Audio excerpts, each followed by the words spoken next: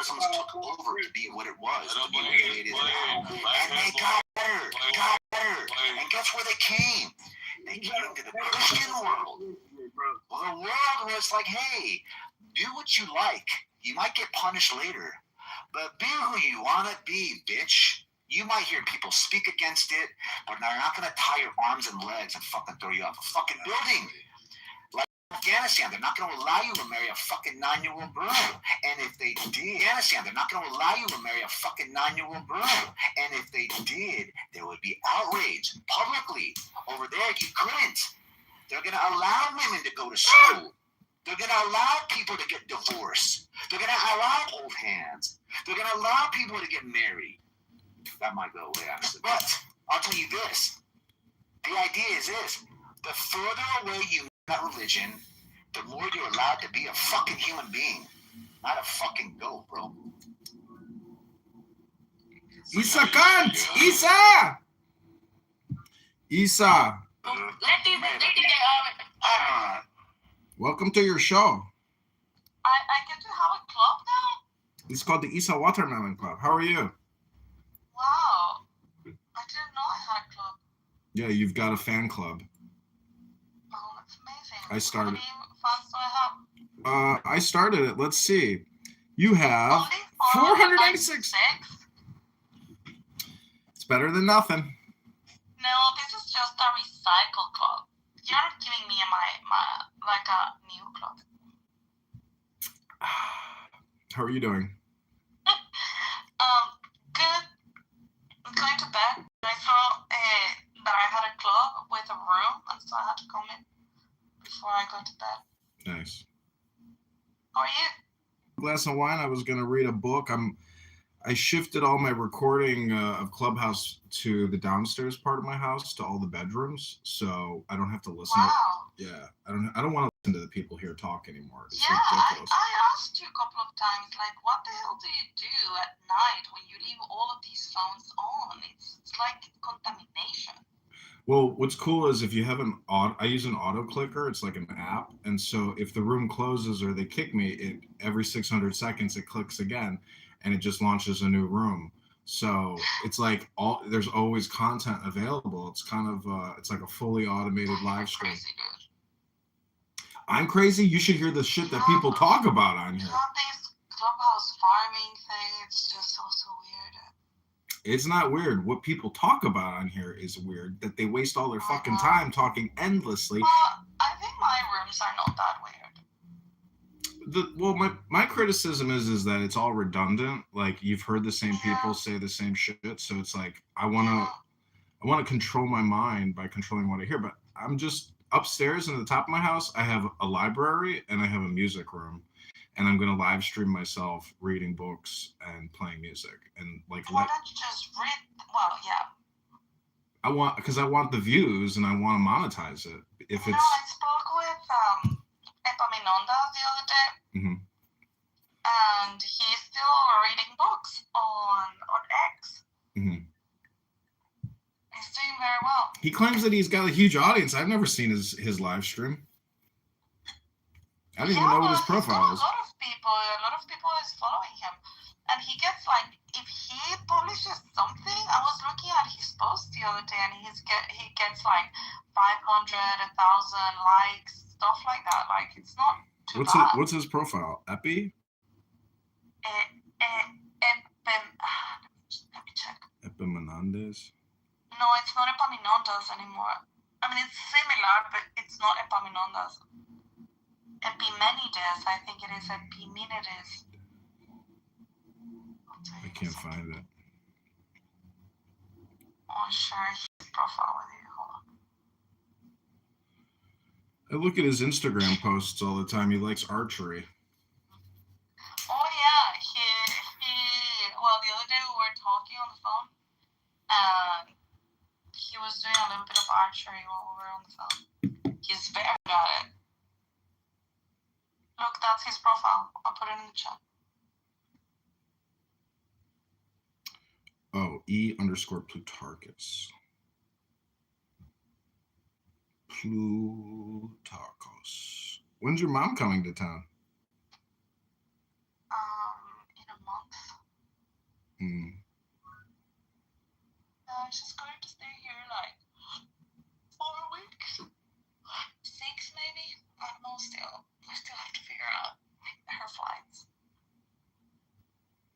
What the fuck? He writes, this reminded me of my second wife. We got married in the desert in Joshua Tree, right around the spot where I buried the first wife. What the fuck? What is that? That's from Epimenides. Epimenides. This reminds me. 15 people tuned in. He's probably quoting some reading or something, or being sarcastic about something. Holy shit. He's got some funny content, some like African AI village shit. Jesus. Ugh, Yeah, but you see, he gets a lot of likes. I mean, not all his posts, but he gets decent likes. Some of his recordings get like a couple hundred ones. Mm-hmm. Well, he's got 22,000 posts. He's got 22,000 posts. That's a lot of posts. Yeah. He's got a bigger following than I do. Yeah, what I want to do is hire like an actress to read a book, and then. Why don't you do it AI? That's a good idea, but it's kind of lengthy. Oh, I got to take this call. I'll talk to you soon.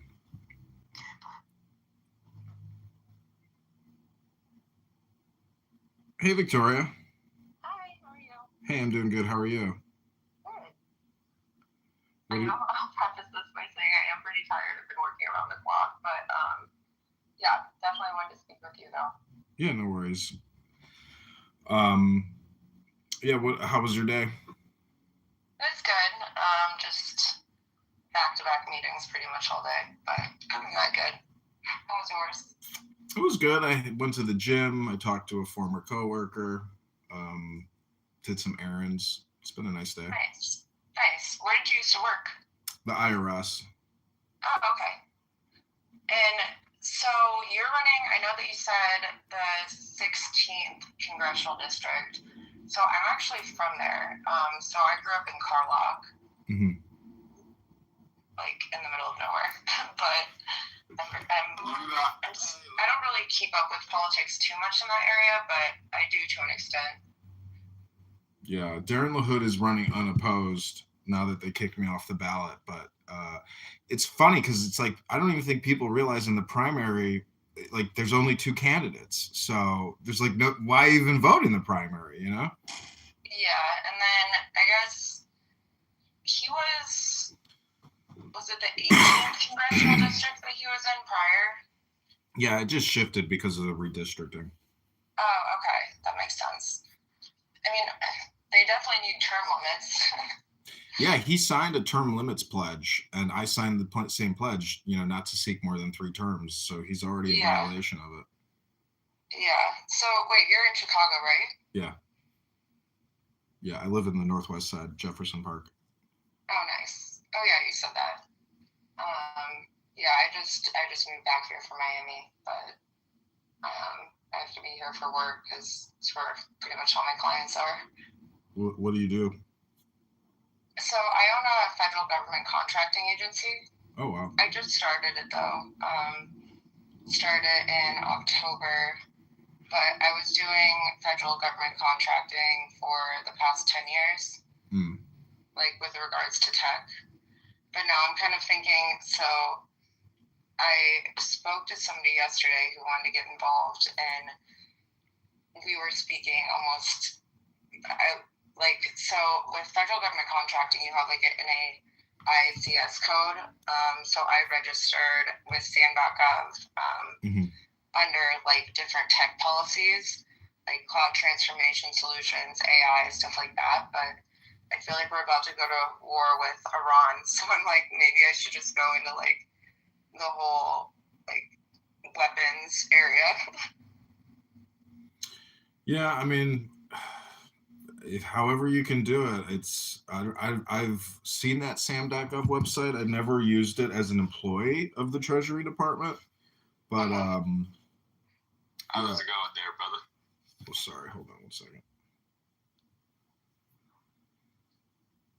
Anyways, sorry, that was my other phone. Yeah, I've never used it. Yeah, I mean, it's definitely very complicated because in my last company, I did start our government vertical back in, when did I start that? 2016. So I was like pretty well versed with it, but we had like proposal writers, capture managers, like we had so many people.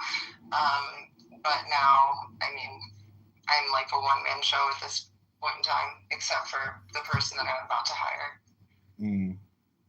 Have you used AI at all to do any work, like, to create documents or content or research?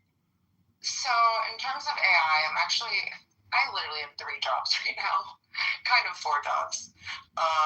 So I'm an advisor for research in AI, which is an ex-Microsoft and IBM executives company. So I'm on the board for that, and so I'm pretty familiar with AI. However, I do think that we need to start practicing like more responsible AI. And I can't believe that the government is starting to use AI for incident response and cybersecurity. I think that is completely irresponsible. Well, good luck. It's not easy, but I just talked to a former coworker today, and like we were talking about the employment numbers at the federal government. They're like at an all-time low, and he's like, "Yeah, it's a total ghost town here." And he just put in his retirement package, so like even more people are leaving the federal workforce. Yeah, I feel like people are just getting to the point where they're so fed up. Sorry, it also sounds like I have a lisp. I swear I don't. I just got, this is embarrassing, I got a lip flip with Botox, so it kind of sounds like I have a lisp. But, what's a lip flip? So they inject Botox like all along like your upper lip, and it hasn't like completely settled in yet, so it sounds like my voice does not sound like it usually does, and it's like a little hard to enunciate, which I sound a little stupid, but yeah, it basically raises it by like paralyzing your upper lip and raising it. It's Botox. I see. Yeah. Anyways, that's besides the point. So I was curious, like, in terms of your policies, what are some of the main policies that you're running on? Well, in terms of like, I can tell you what I've attacked my opponent on. I mean, I in terms of like policies, I put forth a Defund the Big Beautiful Bill Act. Okay. And identified the top 25 Fortune 500 corps and how much they're getting in tax credits. So a reversal of those tax credits would be a policy. Stop the mRNA vaccine product. It's not a vaccine, it's a gene therapy. Yeah, I mean, there's literally, I'm so mad I got the Pfizer vaccine, but I had to, but I'm so mad that I had to. Well, how did you have any adverse health effects or no? No, I didn't, but well, I mean, you never know, and I feel like it might be too soon to tell for some people because COVID was fairly recent, and I mean, it's complete BS. Like, I got COVID 4 times, even though I got the jab. Like, I carried around a fake vax card at first. I will admit that. I know that was probably wrong. But yeah, I had to get it because the person I was dating at the time, ironically, one of the biggest pro-MAGA supporters, always at Mar-a-Lago, and the family told me that I had to get the vax because we were constantly going to Turks and Caicos during the whole COVID situation, which they literally admitted, Fauci literally admitted that it was a test of how much that they could control people. So when they released the COVID, obviously, it was intentional, and it was a test to see how people could comply with the government. Like, it's so obvious to me. Do you think that? Yeah, 100%. But it's not just a compliance test. It's like a mass carcinogenic far prior to COVID-19. So the whole thing is just like a giant industry. And the World Health Organization is a lobbyist for vaccine manufacturers. Thank God Kennedy is the HHS secretary, because, you know, everybody else is basically just a corporate lobbyist. So I am glad that we pulled out of the WHO. But in general, I really don't support Trump. And yeah, I mean, back to COVID, like, my grandpa passed away during COVID. He got over COVID, but he passed away due to anorexia and just old age. But on his death certificate, they put COVID, obviously, so then the hospital gets the insurance money. It's all a scam. Like, yeah, it's a giant scam and a giant industry business. It's ridiculous. It has gotten to the point where it is so ridiculous, and it makes me so angry. And I do have to ask, though, are you pro MAGA? I'm pro Trump. I'm not. I've never really like been involved in anything MAGA. I like Donald Trump because, you know, he's the opposite of what we've been enduring, which is, you know, 20 years of bullshit. I mean, you know, he's the contrarian. I mean, I think it's so funny that he literally took the MAGA, Make America Great Again. That was Ronald Reagan started that in the 80s. Like, Trump did not even start that. So I think that's odd. And then yeah, I just can't get behind a lot of people that he put in his cabinet. I mean, like Pam Bondi, Kash Patel, Paolo Zampoli, like, and it's, I've gotten too involved in this, like, and I think it is ironic in my opinion as well. Like, so I did, like I said, I voted for him, but I would never, ever vote, like, so when you get involved with these certain groups of people, right? So I spent like 6 years on and off at Mar-a-Lago.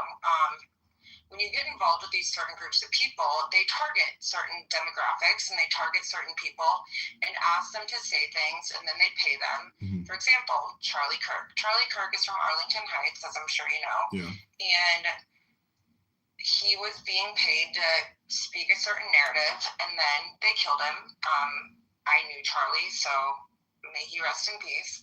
And then Nick Fuentes, they're also going after him now. He's in LaGrange. So one of my friends, I'm not supposed to speak on behalf of exactly what happened, but he's starting to question the narrative and what he's being paid to say certain things. And I honestly think he's an addict. And then also J.D. Vance. He's a what? I think J.D. Vance, he will be on the Republican ticket 100%, especially because Trump has unlimited power. So I think JD is a wonderful person. However, I think that he will start to question the narrative, and especially with Israel's funding of everything that's going on. And it was so crazy to me. It literally had me shaking when they had that meeting, I don't know, was it yesterday? And they were speaking about what they were doing in Gaza.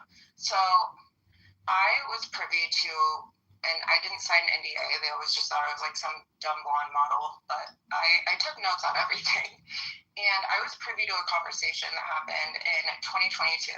So, and I'm not a conspiracy theorist, but Trump and Bibi Netanyahu and his son Yair were involved in funding the Hamas thing that happened on October 7th of 2023. Remember, like, the music festival, everybody was killed by Hamas, the hostages were taken. So they both funded that. And I know that for a fact. And they did that to create even more political unrest than we already have between Israel and Palestine in order to burn down the entire Gaza Strip and then reroute international trade and build a big, beautiful Dubai. They actually called it the Big, Beautiful Bonanza. And they're creating like a new Dubai there, essentially. I've seen the Kushner. It's called, it's the Kushner plan. I've seen it. Yeah, and Trump is going to run it. And Oh my God! You're saying like after he's out of the White House, he's gonna go live in his like new Mediterranean city? That I never heard it put that way. He's gonna run Gaza the same way that he's currently running Venezuela. Okay, so you take over Venezuela, right? I'm glad he got Maduro out. I know a lot of Venezuelans are happy about that. But put a reliable Venezuelan candidate in to take over. Like, at this point, I almost feel like it's a dictatorship, and I just can't stand behind it. Mm-hmm. But, yeah, I mean, he's running Venezuela. He's trying to take over Greenland. It's just like, he basically took over Gaza. He's being run by Israel. It's just getting out of control. Yeah, well, I mean, it's... I've never heard anybody say some of those things, about the October 7th funding for the terrorist attack. I mean, where do you get your evidence for that, Just conversations that I've heard, and then also, like, George Soros was behind January 6th. And all of the media, I don't believe the media at all. When I watch Fox News, Newsmax, CNN, like, that is entertainment to me because it's all fake. Mm-hmm. And, like, for example, George Soros solely funded Antifa. And I was also privy to that conversation during COVID with the quote-unquote insurrection. And then BBC News, they posted Trump saying, "We must storm the White House." He didn't say that. That's why Trump was able to sue them. Just everything is fake. Yeah. Like, I just want to drain the swamp. Get them all out. Well, Trump, in a speech, I heard him say, I never came up with drain the swamp. I heard somebody say it, and I liked it, and I think you people like it. So let's drain the swamp. Like, he didn't come up with that. Somebody, suggested it or said it at a rally, and he just started repeating it. So, yeah. But how? Like, look at, did you see McConnell today? He's got like a full headdress on because he's seriously injured. I mean, why are some of these people still there? Like, they can't give it up. They're addicted to the power, so. Yeah, and then, like, Pete Hegseth, I can't get behind that. Can't get behind John Ratcliffe, can't get behind Kash Patel, can't get behind Pam Bondi. But I genuinely am concerned for JD, I will tell you that. Why? Because I know what these people do, and I feel like he is going to get into office, potentially. I mean, I feel like, again, I'm not a conspiracy theorist, but, like, I feel like there's a way that they might break the election, and just the way that, like, pretty much every historical president has a puppeteer. The same way that Biden was running... Obama. Oh my God. Sorry, I am literally so tired. Okay, so Obama was basically running Joe Biden, right? And then, because Joe Biden was incompetent. And then after, like, that, I think Trump, I don't think, I know his puppeteer is Bibi Netanyahu in Israel. And it always has been. But, like, an independent has not had a chance since, I believe it was 1970. And it's just, the whole system is messed up. Like, we need immigration reform. We need reform everywhere. Like, housing costs. Like, where did all of the money go in California from, I like to call him Gavin Newsom? Where did all of that money go that was supposed to help the homeless? I mean, nobody knows where it went. Well, And then the Palisades fire and the reservoirs, I had so many friends lose their houses in the Palisades fire. Like, that is so sad. And then State Farm, who is from obviously headquartered in the 16th Congressional District in Bloomington, they dropped everyone's policies like 1 to 2 months before the fire. It's just, everything is, it's really crazy. Yeah, I started to look into it. I went to Bloomington to get signatures on the petitions, and the first two girls that signed my petitions, one of them worked for State Farm, and she also used to work for the LaHood campaign. And I don't know, like she invited me out to another bar in Bloomington, and I don't know if she like started texting somebody or something, but I got ran out of the bar. Like it was the weirdest experience. Wait, why did you get run out of the bar? I have no idea. Some black friend of hers came up to me. He's like, "You gotta leave. My friend is upset." I'm like, what bar was it? It had a stage and they were doing karaoke. It was like, you know, at the end of the strip. I can't remember the name of it, but yeah, I know what you're talking like. Because Carlock is close to Bloomington, and I interned in State Farm's Research and Development Center in tech all throughout college, so yeah, I was like always back and forth. Yeah, she was a paralegal. But anyways, I'm just saying that. Well, I mean, do you think any of your opinion, like, why do you think Netanyahu is like blackmailing Trump, basically? So it goes very, very deep. And I know this for a fact because, so Fort Huachuca is in Arizona. Yep. And it's one of my old clients in my old company. What, IBM? I know a lot of people that still work there, and it is a CIA military training base. And I mean, you know, I was in the Army, and I've been to Fort Huachuca, so I don't know where the CIA on that place. I mean, I know what they're doing, but like they're doing drone stuff, you know. But it's no, but like okay, so this is how Charlie Kirk died. Like it's not Tyler Robinson. Yeah, I've been following it. I've been following the actual trial. I've been listening to it. Brian Harpool, and it took place outside of a skiff, right? Like. You know what a skiff is, obviously, if you're in the military. No, I never was in a skiff. It took place outside of a skiff, and it was Brian Harpool, Cabot Phillips, Erica Kirk, Ben Shapiro, and Netanyahu, like, called in, and they killed Charlie. Like, this shit is so deep. It is so crazy to me. The Israeli security was providing him security on the day of assassination. So that's really where to look because they controlled the whole event. And, you know, anyways, it's really interesting to see how all this is going to play out for Tyler Robinson because it's sad. And they like take advantage of an autistic kid who's dating a transgender. I honestly think that like they're starting to. So the majority of the shootings recently have been transgenders, right? Yeah. Like the guy at the hockey game, transgender.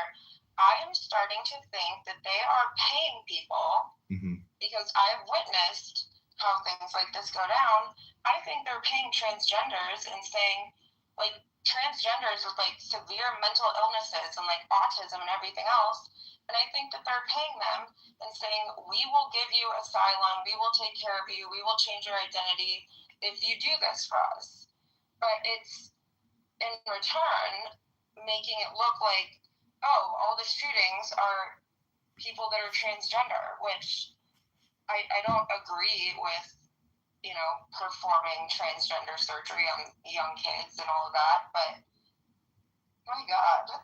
Well, when Tulsi Gabbard became the DNI, she terminated like 100 transgender employees who were involved in basically like a conspiratorial cult, meaning that like they were actively involved in some type of like conspiracy against the government. And she terminated them all. So there is like a cult out there, and whether it's centralized or it's just like a psychological condition, it's out I there. mean, I think you do have to have like a psychological condition if you do, do gender reassignment. Well, the whole thing really comes out of LGBTQ because the queer and the trans is part of that. So it's just controversial to even talk about gender identity. It's actually considered hate speech if you criticize individuals who believe in a third gender. Yeah. It's deranged. It's people who want to use like nuanced words, and they're just extremely annoying people, in my opinion. They're highly argumentative. I think it's sad that they're literally. So my brother's a urologist, right? And he just finished his residency in Boston.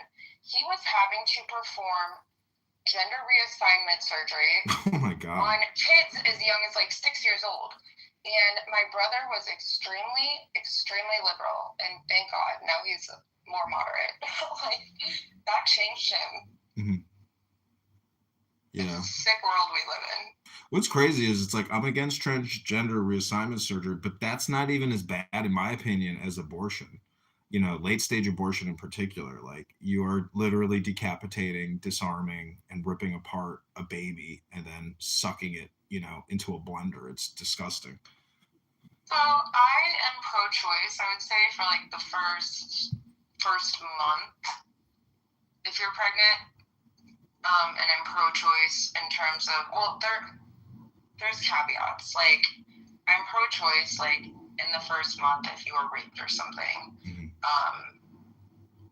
Because that kid, that woman is probably, she's going to be traumatized. And she doesn't want to have a kid with that person.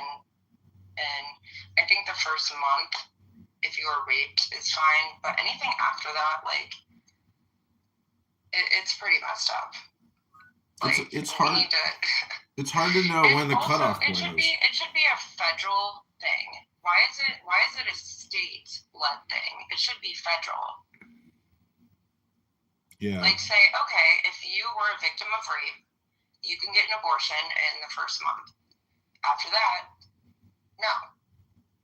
I guess it all comes down to the lawyers, because if it's federal versus state, it's like there's not, if the federal government issues a law, there's not enough attorneys to like enforce it. Like the whole system is dependent on like bringing a case against somebody. It's ridiculous.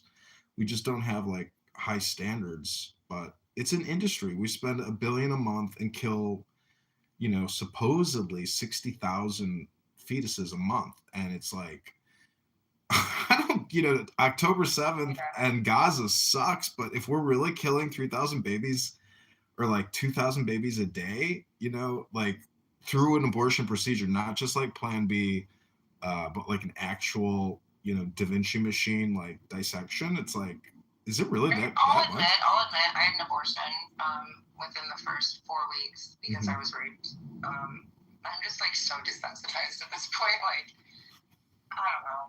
I just look at it as an industry. Like people don't look at it as from like a business perspective. If you were the CEO and it's getting $1 billion a month, and Planned Parenthood is a very large, medical industrial complex type organization, like it's just a business. Like, but at the same time, if you want to call out a hypocrite, like I say, start there. Like to me, if you're going to complain about stuff, you have to have a prioritization of complaints. So yeah. I like to start there to figure out, other complaints. Yeah,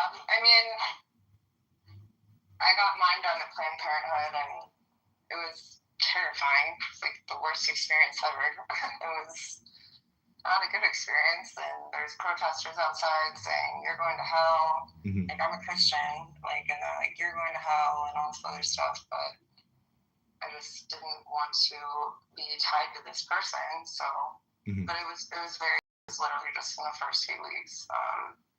So, do I feel like guilty about it? Yeah. What I do. Yeah, but then there's also people that like, I don't know, there's just like way too many caveats, and it's just, there's a lot that really goes into it. Like if that's an issue, but I don't know.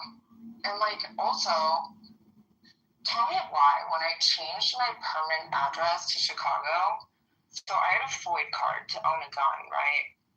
And I started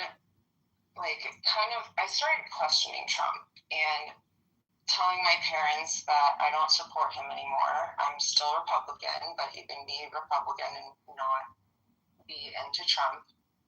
And they're like, we need to take you to the hospital to be evaluated. I'm like, I don't need to be evaluated. But I was like, all right, Because you have a political opinion? They literally show up in my apartment and they're like, you need to go to Northwestern and get evaluated. I'm like, you know what? Fine, that's okay. I'll go get evaluated. And the psychiatrists were like, your parents are insane. they're like, you're totally fine. But yeah, and then so I don't know if my parents were involved in this, but now I have this paperwork, and I do have a therapist. I've had a therapist since I was like 14, and request for FOID appeal, and it says Victoria Drake is requesting the Illinois State Police Firearms Services Bureau. I mean, like, I'm very pro Second Amendment right, and that was just weird. Maybe my parents. Yeah, I'm sure there's something on the cook or on the sheriff's department website or whatever. Because I did the carry and conceal permit, but I never went through. My dad was like, "Don't get a gun." I was like, "Why not?" He's like, "Just don't do it." He's like, "There's too many legal ramifications if you shoot somebody." I'm like, "All right." I mean, I just feel like as a woman, like, walking around Chicago is scary as hell. Like, I went to Mariano's the other day, and there was just, it's really I don't know bad. if it was like a homeless guy or something, and I was at the self-checkout, and he grabbed me, literally grabbed me and picked me up off the ground. I was so lucky that, like, it was like around like 8 o'clock or something, so it was pretty empty, and there was somebody so there's like a wine bar right by the self-checkout at the Mariano's in Lakeview East, and he ran over and pushed this guy over, called security, and I was like, thank God. Yeah. It was so scary. It's crazy. I mean, I know multiple girls that have been punched in the face in the Gold Coast. Oh, I got punched in the face too. Yeah. Yeah. In my opinion, if you have a gun and you got the balls, you should just shoot on sight, and 2 in the chest, 1 in the head, and get rid of them. Bye. Yeah. And why was the person that set the girl on fire, who was the serial face puncher? Yeah. 72 arrests. The judge needs to be held accountable. The city's a dumpster fire. Get Brandon Johnson out. Get Pritzker out. Yeah. What?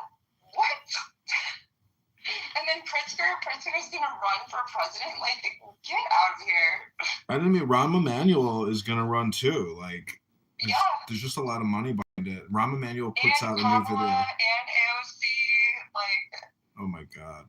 But I feel like so many people at this point in time are so, like, upset. And all around, we also have and martial law, and, like, they're just trying to confuse people before the midterms. Like, it's so crazy. I've never seen anything like it. Well, I've been so focused on Darren LaHood that, like, I forget that there's like a battle, between who's even going to get the Republican versus the Democrat nomination in all these different districts. And like, who do you think it is? Who do you think is going to get the nomination? For what? For president. In the March primary? What are you talking about? No, in terms of, like, the midterms and, like, everything else. Like. Oh. I mean, just like the general election, the next presidential election. Yeah, it's going to be Rubio and J.D. Vance. And see, J.D. Vance is connected to Peter Thiel. Like, that's his protege. Yeah. And they say that they had, like, a gay, romance. And that's, like, there was an article today called The Gay Mafia of Silicon Valley. And there's just a lot of, like, ultra high net worth homosexual, bisexual men in tech. Oh, 100%. Yeah. Every single one of them that I've known, that I've dated, they're all bisexual. I literally was invited to come to, I was invited to go to Cabo by somebody who was actually asked to be in Trump's cabinet. I'm not going to say who it is. and he was my ex next door neighbor. He is a great person, but so his secretary reached out to me and was like, hey, you want to go to Cabo with this person, but I need you to sign an NDA saying that he can sleep with both men and women when you're there. And I'm like, oh my God, I just can't with these people. That's crazy. I know a girl that works for Pritzker's cousin who runs the military museum, the trans, and she had to sign an NDAA that she couldn't discuss, like anything with regards to her to Pritzker, and I was like, well, what is it like that would be controversial? She's like, who he sleeps with, and I'm like, who does he sleep with? She's like, young Hispanic males. I was like, okay, interesting. At this point, I do not care anymore. I will expose everyone. And, like, with regards to the Epstein files, like, Lindsey Graham was involved, and I've gotten way too deep with this, and I have to testify on April 27th. But I've been united with other people involved in this whole situation. And this kid was 16. He was a young gay black man, and he had to sleep with Lindsey Graham on Hilton Head. Like, wow. And I feel like a lot of people are like failing to realize that it's not just Little St. James. It's Little St. James, Great St. James, Hilton Head, Deer Island, New York, Palm Beach. Like, I'm disgusted. Yeah, I mean, I'm always surprised. Like, I went to the military college of Charleston, and it's called the Citadel, and I've been to Hilton Head and been to Sullivan's Island and all those nice places. I'm just amazed. I mean, like, I'm not gay, but like, I'm always surprised when somebody I went to college is like, oh, by the way, I'm gay. I'm like, you're what? Like, I'm like surprised. I'm like, all right, well. And he came out after college, but he was always in bed, like at formals and stuff. Like all the 1920s, like 1900 to 1950, must have been like the best that America, ever was. Yeah, like especially social media. So I guess it might be like a controversial kind of counterintuitive take, but I feel like I'm glad that we do have social media where we are able to essentially say whatever we want. But then also Larry Ellison, CEO of Oracle, he's buying up all the media to control us. And he's also building a 5-story data center under the East Wing in the White House. He bought Paramount. He wants to buy X from Elon because he doesn't want freedom of speech. Mm-hmm. I mean, I wouldn't even be surprised if Larry Ellison tried to run for president one day. They're all intertwined. It's so sick. The billionaires don't like run for president because they just hire somebody to do it. That's why Trump is rather unique. But if you think Trump is involved in like a conspiracy, so be it. But like, I just don't think October 7th was funded by Trump and Netanyahu. I think I've seen the videos of the people that did it. Like, they're basically modern day pirates, very violent. I mean, yeah, it was Hamas that did it. But I mean, I understand your point about like paying people to do things because like, people do horrible things for money, murder and terrorism, Yeah, I mean, my ex's dad was a billionaire, and I just saw way too many crazy things. Yeah, I don't know. I mean, maybe having so much money allows you to go to excess. Like, look at Alex Soros and Huma Abedin. Like, what a weird couple. But maybe it's not that weird. Maybe it's because, they were, involved in like, sex circles or something. And yeah, and then everybody blackmails everyone. I mean, my friend, like, I never went to the island or anything, but like my friend went to the island when she was 17, all through ID models, and Paolo Zampoli, he used to be a UN ambassador, and now he's in the cabinet. It's like federal envoy or something. I don't even remember his title. I just like can't even look at his name. But yeah, like they're sending people to try to kill people. Like there's been multiple PIs in my parents' house. Like it's scary. Like luckily my dad has a bunch of guns, but like at the same time, like it's getting scary. And then my phone has been heating up constantly. People like look at it in person and they're like, I've never seen anything like this.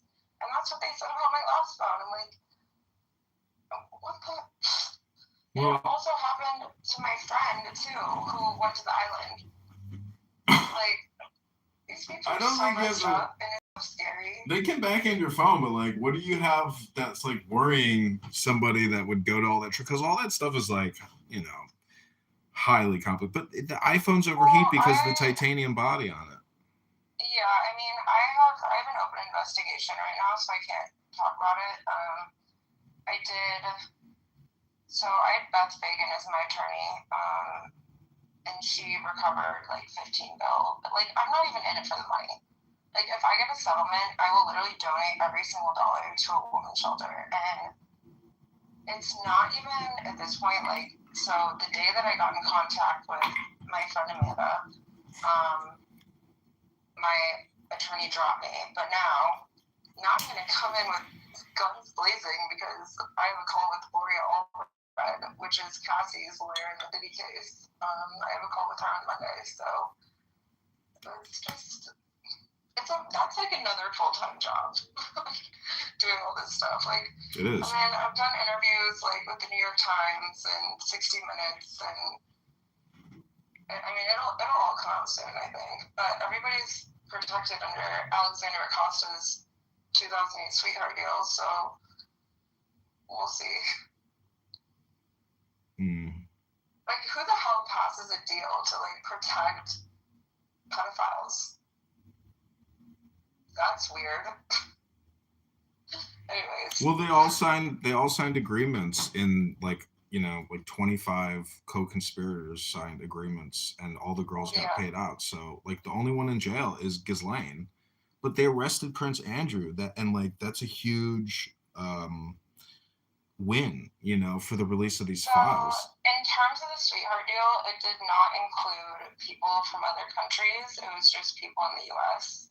So that's probably why. Well, none of this was supposed to come out because I'm glad that they arrested him. None of this was supposed to come out because they had that agreement in place, and I mean, I've heard so many crazy conspiracies now that like people really do think that Epstein like got out of the prison, you know, and he's free. And no, it's not a conspiracy. He's in Israel, 100%. Really, you really think so? Yep. So then, whose body was it? You know, and like, but his brother, you know, confirms that he's dead. Like, and his brother Mark, like, viewed the body, you know, and he hasn't come out and said that wasn't my brother. So. Well, yeah, Okay, so tell me why the I think, what are they, CGTV cameras? Mm-hmm. So on the 15th floor, where Epstein was held, the CGTV cameras went out. Mm-hmm. Historically, in that prison, like, you have to turn CGTV cameras off. Like, they don't just all glitch at one time. Like, and they were off for 15 minutes. And then there was one camera that was catching, like, I'm trying to remember. It was like when he was exiting, there was one that caught some footage, and it said, like, it inscribes it into like a document, like a PDF, and it was like inmate being wheeled out from 15th floor, and then I don't know. You can easily, when you have that kind of like FU money, I have seen so much shit in my day. Like, they say that like before. You can do whatever you want. They say before his murder, he was like communicating with his lawyers, trying to get a release and like a CIA bargain deal. Like he was trying to work out a deal, you know. But Anyways, I mean, you know, the photos I've seen of him in Israel are fake. They're just like clearly, obviously fakes. But Well, yeah, no, like I do have one photo. I can't share it, but I do have one photo that my friend was living in Tel Aviv for a little bit, and then she just moved back to Miami. But I do have a photo that I truly believe is him. I mean, I don't believe all the like the Instagram, like whatever media BS. I don't believe the media at all at this point. It's yeah. just. Well, I think they're gonna attack Iran, and all of this, all the attention, you know, the focused attention of the herd will shift from all of this. You know, the DOJ released or deleted today like some highly controversial materials on the Epstein files, but somebody backed it all up prior to the deletion. It was like 400,000 files that they deleted today. So they're so stupid. Like Pam Bondi is so stupid. So like it's just they fucked it all up, and it's out there now. So it's just like the researcher. Like, have you been to jmail.world and like done any digging or like? Oh, I've done a lot of digging, and my person was originally mentioned in there quite a few times. You were mentioned in the Epstein files? His last name was spelled wrong, and then they deleted it because it's an open investigation, probably. Like, I just can't with these people. Pam Bondi is an idiot. Yeah. Like, make America smart again. We need to get some more intelligent people in office. I didn't actually watch her hearing, like where she was yelling at people. It was really bad. You know who Jamie Rasklin is? I've heard the name. He's got hair plugs. His son killed himself, and she was screaming at him, saying, "You're not even a lawyer. You've been disbarred. You're a fake lawyer. You're not even a lawyer." Like, that's like a child. The only reason I'm convinced that she's in office is because she's a conventionally attractive blonde woman. And well, she worked with the Bushes. She's like Jeb Bush's attorneys, and she was a Pfizer attorney. Like the chick, she's been around. Like she is really well connected, and it's the whole thing leads to the Bush. You know, the burning Bush, and George Bush is dead. You know, senior, and like what came out in the files about him eating like baby entrail excrements is like so disgusting and vile that I just don't believe some of that shit. Like maybe it's just like a joke, like, and it's in a document or something, but it's like actually a joke. But there's no fucking way. Like, there's no fucking way. You know. Yeah, I mean, there are a lot of people in the files like their names are mentioned, but they're not necessarily guilty because when you search them through the files, then it says like, you know, it's like a business deal or like, but they're still associated with Jeffrey Epstein, so then they're part of the files just like automatically, which I also think is weird. Like, just release what's relevant so that people don't have to comb through it. Like, you're literally just trying to confuse everybody so that we don't find out the truth. So he, you know, I looked up Darren LaHood, the guy I'm running against, and he's in there, but just like as like a reference from a news article. And really? But Epstein was in communication with some type of nonprofit in Peoria called Psychotechnics, Psychonautic Technics. Wait, hold on, let me write this down. And this was the craziest thing. And then there's other files where Epstein is talking about trans tech. And so like, hold on. I'm opening my laptop. Let me write this down. And then there's even. Can you repeat that from the beginning so I can write it? Yeah, Epstein was in communication with someone who runs a nonprofit in Peoria called Psychonautics or Psychonautic Technology, something to that extent. And Psychonautics. Yeah, they met at some kind of trade conference, and then he was following up with Jeffrey to essentially continue the conversation. And I looked at their website, and it's basically like New Age sexuality, you know, and he has like a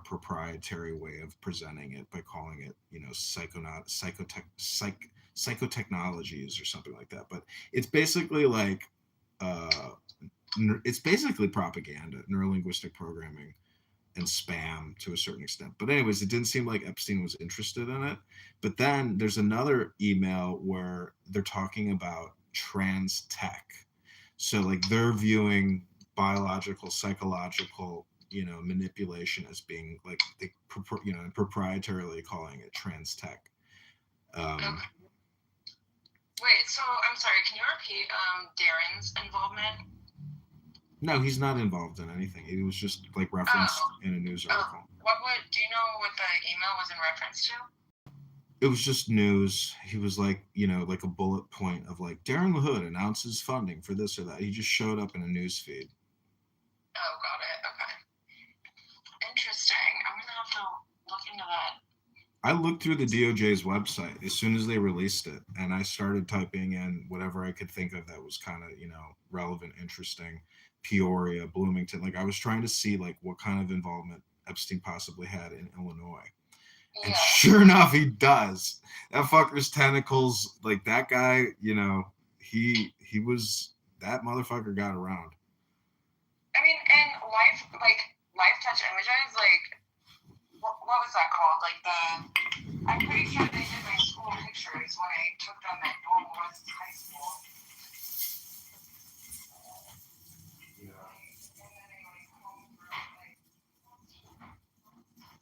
What blows my mind is like I'm the only person that ran against on 600,000 people. I'm the only fucking person that ran against them. What the fuck? He's been in Congress for like he's been there for that long. 10+ years, and then prior to that, the guy, him and his dad, I don't know how much they're worth, but it's gotta be big because they're lawyers and Lakewood, his dad, just they're talking about the future of transportation, all this big, industrial stuff. So like, he's very well to do, and I just can't believe. Like, if you want to be in politics, and this is just my personal opinion, like, you have like an end goal, right? Like, why have you been in Congress since 2015?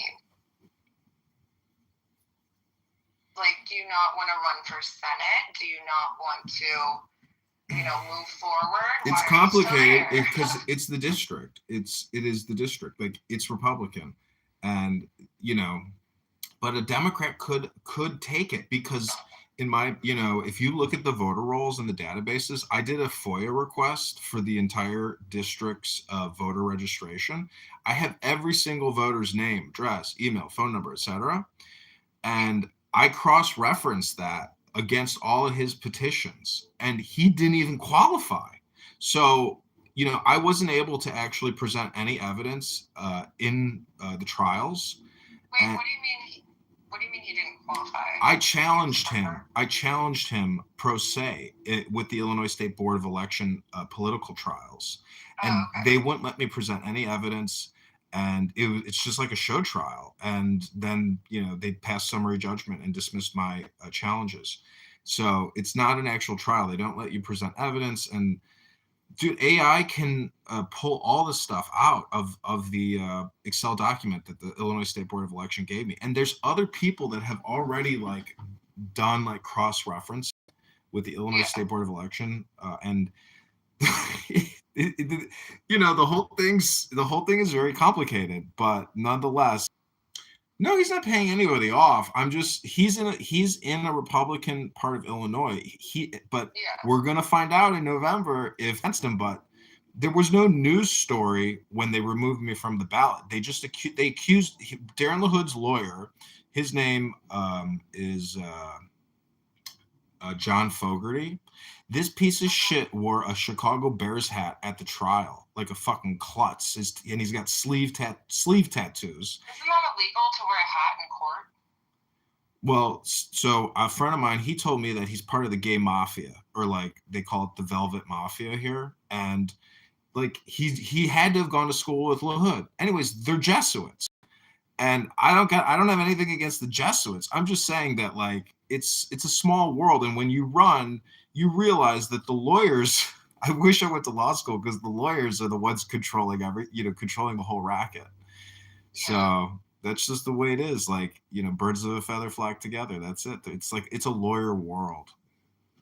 I'm close to wanting to run, or like, okay, so obviously, like, I do want to get into politics, and I'm about to take my ex-boyfriend's plan that his dad gave him because his dad said that I would be a better fit, which is hilarious.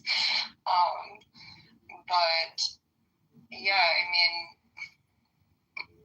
I'm considering going to law school first, though, even though I just started a tech company. Well, if you live downtown Chicago, just go to John Marshall.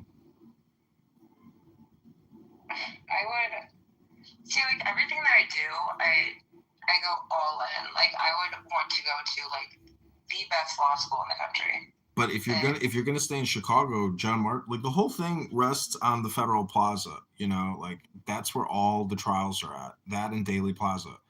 So if you're an actual lawyer and you're litigating or in court, like, that's your new office building. Welcome to your new office building career. I don't know. I'm still thinking it over. I mean, I did start studying, like, when was it? Maybe like 7 years ago, because I was getting bored in my last company. Mm-hmm. And I get bored all the time. Like, once I start accomplishing things, and I'm like, all right, now it's time to move on to the next thing, and then start from the ground up and start accomplishing new things. But yeah, I mean, why did you want to run for Congress to begin with? Because I ran for committee person in the 45th ward of Chicago, and the Republicans here are the biggest fake and, like, outright criminals. And they challenged me in election court, the Chicago Board of Elections. And so that's when I got my first taste of these F words, this scum that run the Chicago GOP. And it's a small clique, and there's multiple chapters, but it's just a bunch of fucking pushover, pussy losers who have no spine, stand for nothing, and it's just a racket. So that's when I basically got politically activated. And a friend of mine who also hates them was like, you need to run against this motherfucker, because I think his analysis was correct, but that was it. This has been my foray, 2 elections, so I'm 0 for 2 so far. But I know I just don't see them electing in that congressional district. I don't see them electing a Democrat. Like, that is, I feel like, and I'm not trying to be offensive because I know that you support Trump, but, like, Trump even said that his voter base is uneducated. And that area, most people are uneducated, and they vote Republican historically all the time. I think that they're going to do that. Well, we'll find out if your opinion is accurate. I mean, you could totally be right because statistics usually don't lie, but I would just say that based on the comments and, the audience activity based on the Hood versus this guy Noli, and then if you look at comments, like, you can make some basic inferences, based on sentiment, and it'll just be, I think it'll be really close, like really, really close. Like, let's say it's 50.01 to 49.99 type of close, but who knows which way it's going to go, because see, the thing that Darren LaHood has to go up against now is the Illinois State Board of Election database. And also, my opinion is, like, smart, basically Dominion voting systems. Like, I was an election judge, and this just came out, and they confirmed that the results don't go to the State Board of Election. They go to Dominion in Germany, and then Germany transmits the final tabulation to the State Board of Election. I like to take notes on this kind of stuff. So Dominion sends their data to Germany, you said, right? Mm-hmm. So I'm German, so it's interesting. Yeah, and in the training that they put you through to be an election judge, they claim that the results are transmitted via fucking satellite. And I'm like, does anybody see a fucking satellite antenna on this motherfucker? So they're just transmitted via Wi-Fi, not satellite. But for some reason, they fucking say it's transmitted via satellite. But anyways. I thought Dominion had on-prem databases. Had what kind of databases? On-prem, so like on-prem, not like in the cloud, like a satellite. No, it's got to be in the cloud. Like their data. What'd you say? Because it's in the cloud, like 100%. Okay. But anyways, my point is, like, we're not in control of our elections. We're like, basically, the Illinois State Board of Election is a bunch of attorneys that contract with technology companies, and the budget is $30 million a year. And they're just a bunch of incompetent klutzes that run the thing like a fascist, anti-constitutional monarchy. And it's absolutely ridiculous. And I'm so happy that I've been able to like actually observe it. You know, I took the elevator up and down with the head of the State Board of Elections. She's a klutz, you know, and the whole thing is basically completely anti-American, and it's not in the Constitution. Their rule book is bigger than the Constitution. Let's just put it that way. Their rule book is 55 fucking pages of fine print, and the Constitution is like, you know, less. Anyways, it's Wait, just. so you're saying that Dominion is unconstitutional because they send their data to Germany? No, I'm telling you, the State Board of Election is unconstitutional. Oh, okay. The fact that it even exists, like, you know, if you want to run, you should have the opportunity to be on the ballot. It shouldn't be like controlled by lawyers, in-group, out-group kind of event. Is corruption. I mean, that's just like so hypocritical. Like the hypocrisy of the entire situation of somebody that I've got great content of the Democrat candidate, you know, and I think you don't even need to look at my video. You can just look at his Facebook, and you're just gonna be like, oh, this guy's an idiot. Like, what a schmuck. Like what a push. Like he literally just met with Senator Durbin, got an endorsement from Durbin, took a photo with Durbin, who's anyways, I'm just saying that, like, so it just doesn't seem like the country's broke to them. It seems like we have infinite money. So I'm like pretty blunt when it comes to things, but I'll be honest, when I looked at your Instagram, I would. Okay, so one of my friends is an extremely successful congressman. His name is Abe Hamada. He is a congressman in Arizona's 8th congressional district, and he will run for president one day. And Tyler Brugman, who actually has reached out to me to like see if he could help me like in politics, because he knows that I'm very political. I would be very careful with what you post on Instagram. I would not post anything AI. It kind of looks sus, suspicious. Like, I know it could be all in just like good fun, whatever. Like, maybe have like a private account with your name not attached to it if you want to post stuff like that. But like, that again, it's just my personal opinion. I think maybe clean it up a little bit.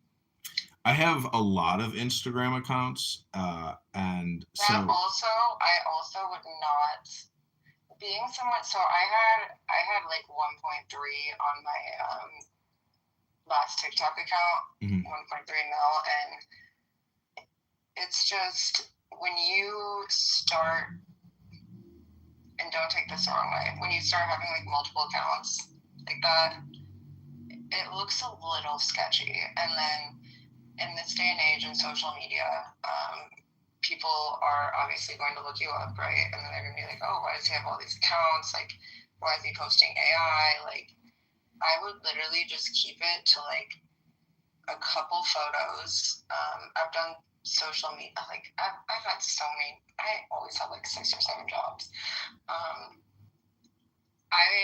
As somebody who's been heavily involved in social media, I would keep it to like 1 or 2 or 3 like professional photos, and just like cut the AI BS or like the videos, and or like, you know, if you go on a podcast to try to get your name out there, which I would recommend finding, and I can help you if you want, finding like a legitimate podcaster that you trust, and then putting a reel out of that actual podcast, so that people can understand your policies a little better. Because I mean, I'll be honest, when I looked at your Instagram, that's why I asked you. Like, I don't even know what policies are.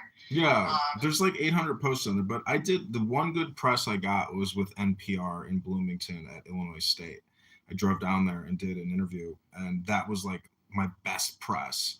that I generated out of the campaign. And I called LaHood a rhino. I said he's a traitor. Oh, trust me, I know. Yeah, I mean, part of it is also comedy. Like, if like I'm using Sora to make sitcom videos, and they're getting a lot of views on YouTube, and I'm pretty sure that like over the next 90 days, like I will be able to generate I don't know, low few million at least in views. But So I would just, and again, this is just my personal opinion. I'm very opinionated, if you can't tell. I really would not do anything AI. I would take every single one of your posts down. I would have one main account. Like it's too late. It's too late. You don't understand. I have so many AI videos out there of my face. I'm not worried about it. It's AI, right? So like people can always you can always just say, "Oh, I didn't create that." Like no, I'm intentionally creating them. I have many phones creating AI videos of me. Again, my personal opinion, but I would not do that. Well, I appreciate your opinion, but I'm not going to stop doing it because I think it's like freaking hilarious. But I do hate that I'm actually but people don't want a comedian in office. Like, I think, and especially the fact that like Republicans are already getting fed up with Trump and his like comedy behavior and like, I mean, bring back intellectualism, bring back elegance, bring back like eloquent speaking. Like the fact, and I'm not saying that like you don't speak eloquently. I'm just saying like, I mean, look at Gavin Newsom's or Newscum. Look at his TikTok. Look at the White House TikTok. Like people are really starting to get fed up with that, and they want presidential behavior. Like they want just somebody that like is a little bit more well behaved on social media. And that's just the takes that I've gotten from a lot of people. I know a lot of people, like even like people I've been at Mar-a-Lago with, like people are getting fed up. And again, that's just my take, but I spend a lot of time doing meditation work, artwork. I just view myself as an artist, but I do appreciate your feedback. But I like to say there's critics and artists, and until you actually meet a person to judge what I just view as artwork, I just think social media is technically all artwork, and it's a business component. It's our biggest media channel though right now, so that is essentially going to be your largest platform, and people might be a little critical, but that's just my opinion. No, that's fine. I'm not a generic evergreen person. Like I love critics. I want more critics. It's kind of like saying if you don't have haters, or you are defined by your enemy. Like I've already. I'm not a hater. I'm just saying like. No, I'm just based off of like what I've heard, a lot of Republicans are saying, and obviously you have Republican values and Republican policies, so I think Republicans are wanting to bring back a little bit more like eloquence, if that makes sense. But no, I love the word eloquence. Keep doing you. I'm not trying to be like a hater. No, I get it. I love the word eloquence. I agree with you. I think less is probably more, and I probably did way too much. To tell you the truth, 100%. But like to me, it's like I'm having fun and it's like energy. But I am gonna run for the mayor of Chicago, and so I'm gonna actually file with the Chicago Election Commission probably next week, but hopefully by Friday. 4 other people have announced. The current treasurer, Maria Pappas. Wait, I was gonna run for mayor. Are we gonna run against each other? Why don't we both run? And then we'll, I'll endorse you at the end, because the chances of me winning are like 0%. So like the whole thing is a psyop where I can transfer all of my work and connections and media to the person that I want to endorse. So it's just like media politics. Okay. Because a lot of this is comments and then polls. We do need a Republican mayor. Like, the city's become a dumpster fire, and But then I also looked back at Rudy Giuliani. So when Rudy Giuliani was, you know, in charge of New York and everything, Rudy Giuliani's a fucking mess. Like, I don't know. Well, the one thing that I have in terms of this campaign is I own a building and about like 600,000 cars pass by it at least every month, at least 600,000. It's like nonstop cars. So I'm going to put up a big John Kitover for mayor billboard. And I'm going to test that to see how many follows, likes, you know, et cetera, views I can generate out of 600,000 impressions a month at a minimum.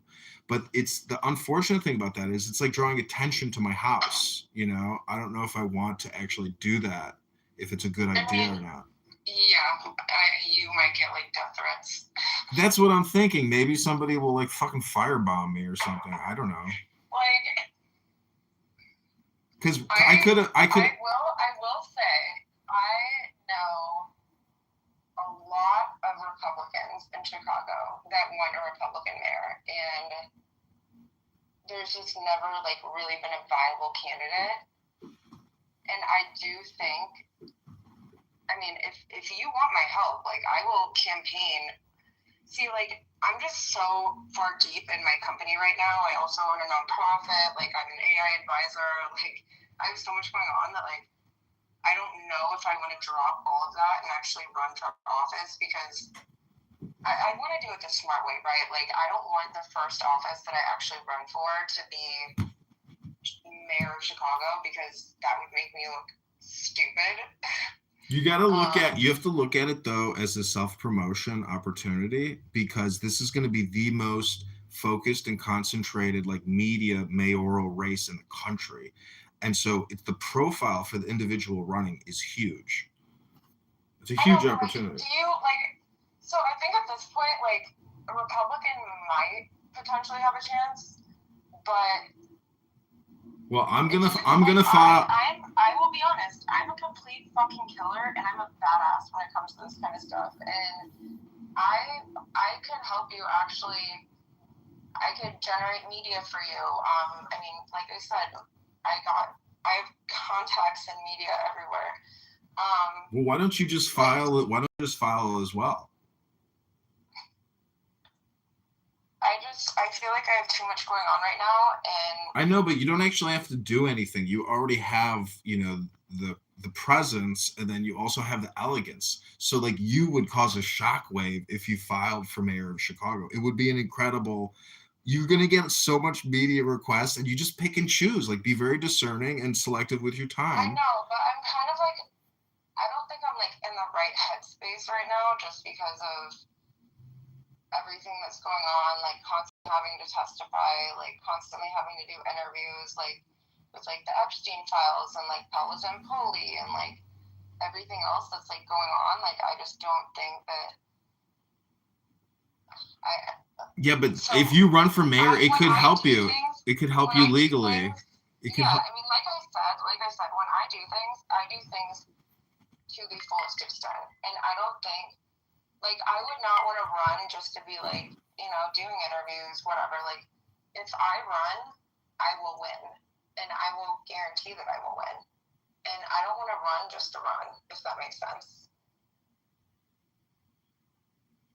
Well, but that's just how I if am. you have to do maybe I'm crazy. No, I mean, in my opinion, you need to do like if I give you a presentation or like you need to do more analysis, meaning like look at the other people who are running and then profile yourself against them and look at it as, you know, the opportunity, you know, in terms of like having national profile. Like it's and it doesn't cost anything to file. So it's just like, it's kind of like a gag. It's kind of like, you can always withdraw as well. So Abe is from Chicago, and he's always in DC. He's always like on the news. He's always doing a bunch of stuff. Incredible congressman, and so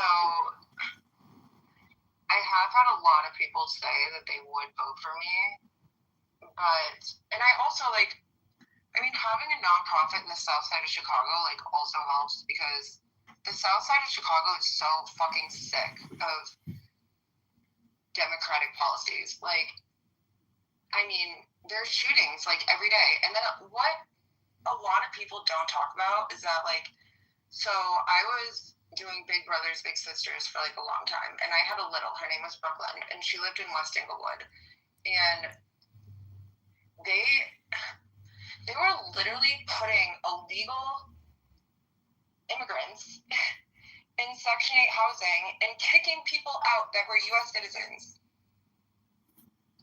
It's an open investigation right now, but like, what the hell?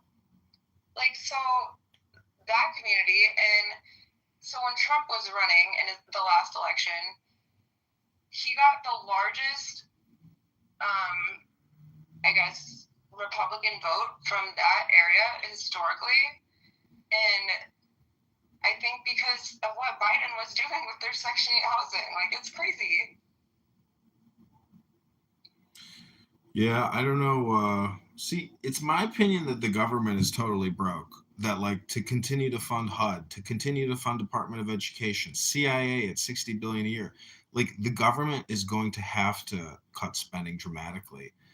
But we're living in like a pension crisis on top of it. So, and there's a lot of opportunity. Also, wait. So, how do you feel about the tariffs?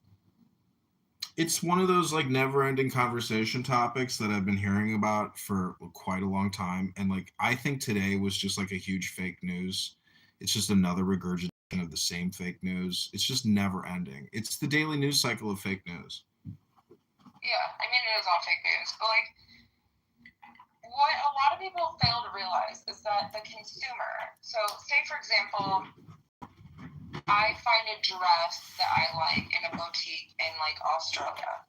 I'm going to pay the tariff as a consumer. So you're essentially taxing and putting tariffs on the American consumer to buy goods from another country. Like, I know there's like a lot of nuances, but it's just ridiculous. It's a giant black box. Like they're saying that like we're gonna have to give back $250 billion, but if you look at how much we spend daily, like that is nothing. Like nothing. That's basically 20 days worth of spend. So the whole thing is just like fake news. It's insignificant. It's just all spam, and like that's why I say like the AI videos, like it's all spam, and so your attention is actually very important. And so like from a business perspective, I'm interested in like pushing out spam to monetize. Like I'm a former Google employee, and I've made a lot of money with Google, and Google is a big financial opportunity for anybody that knows how to game the system. How old are you, if you don't mind me asking? I'm 43. Oh, okay. Yeah, I mean, it's all about scamming the system. Like, for example, okay, so last guy I dated was somebody in Miami, and I was living in my place on the beach, and then he was in Palm Beach. I think he might be the new Epstein, to be honest, because Epstein was the biggest scammer in history. And our second date, so like the first date, we went to the Satai, like whatever, like it was just dinner and it was fine. And then the second date, we went to the Rolex Open, which is like, it's in Wellington. It's a horse show jumping event because I grew up riding horses, and I mean, he fake scammed his way in, and it's like, you always target the weakest link in the wealthiest families. So for him, and he introduced me to the Gates family there. So Niall is Bill Gates' son-in-law, and he introduced me to them. Niall's the weakest link because first of all, he's from Egypt, and I saw, like, I mean, we were like sitting on the couch together, and I would see their text exchanges, and like, Niall is scared for his life because Niall he's trying to get out of that family, and it's just crazy how, like,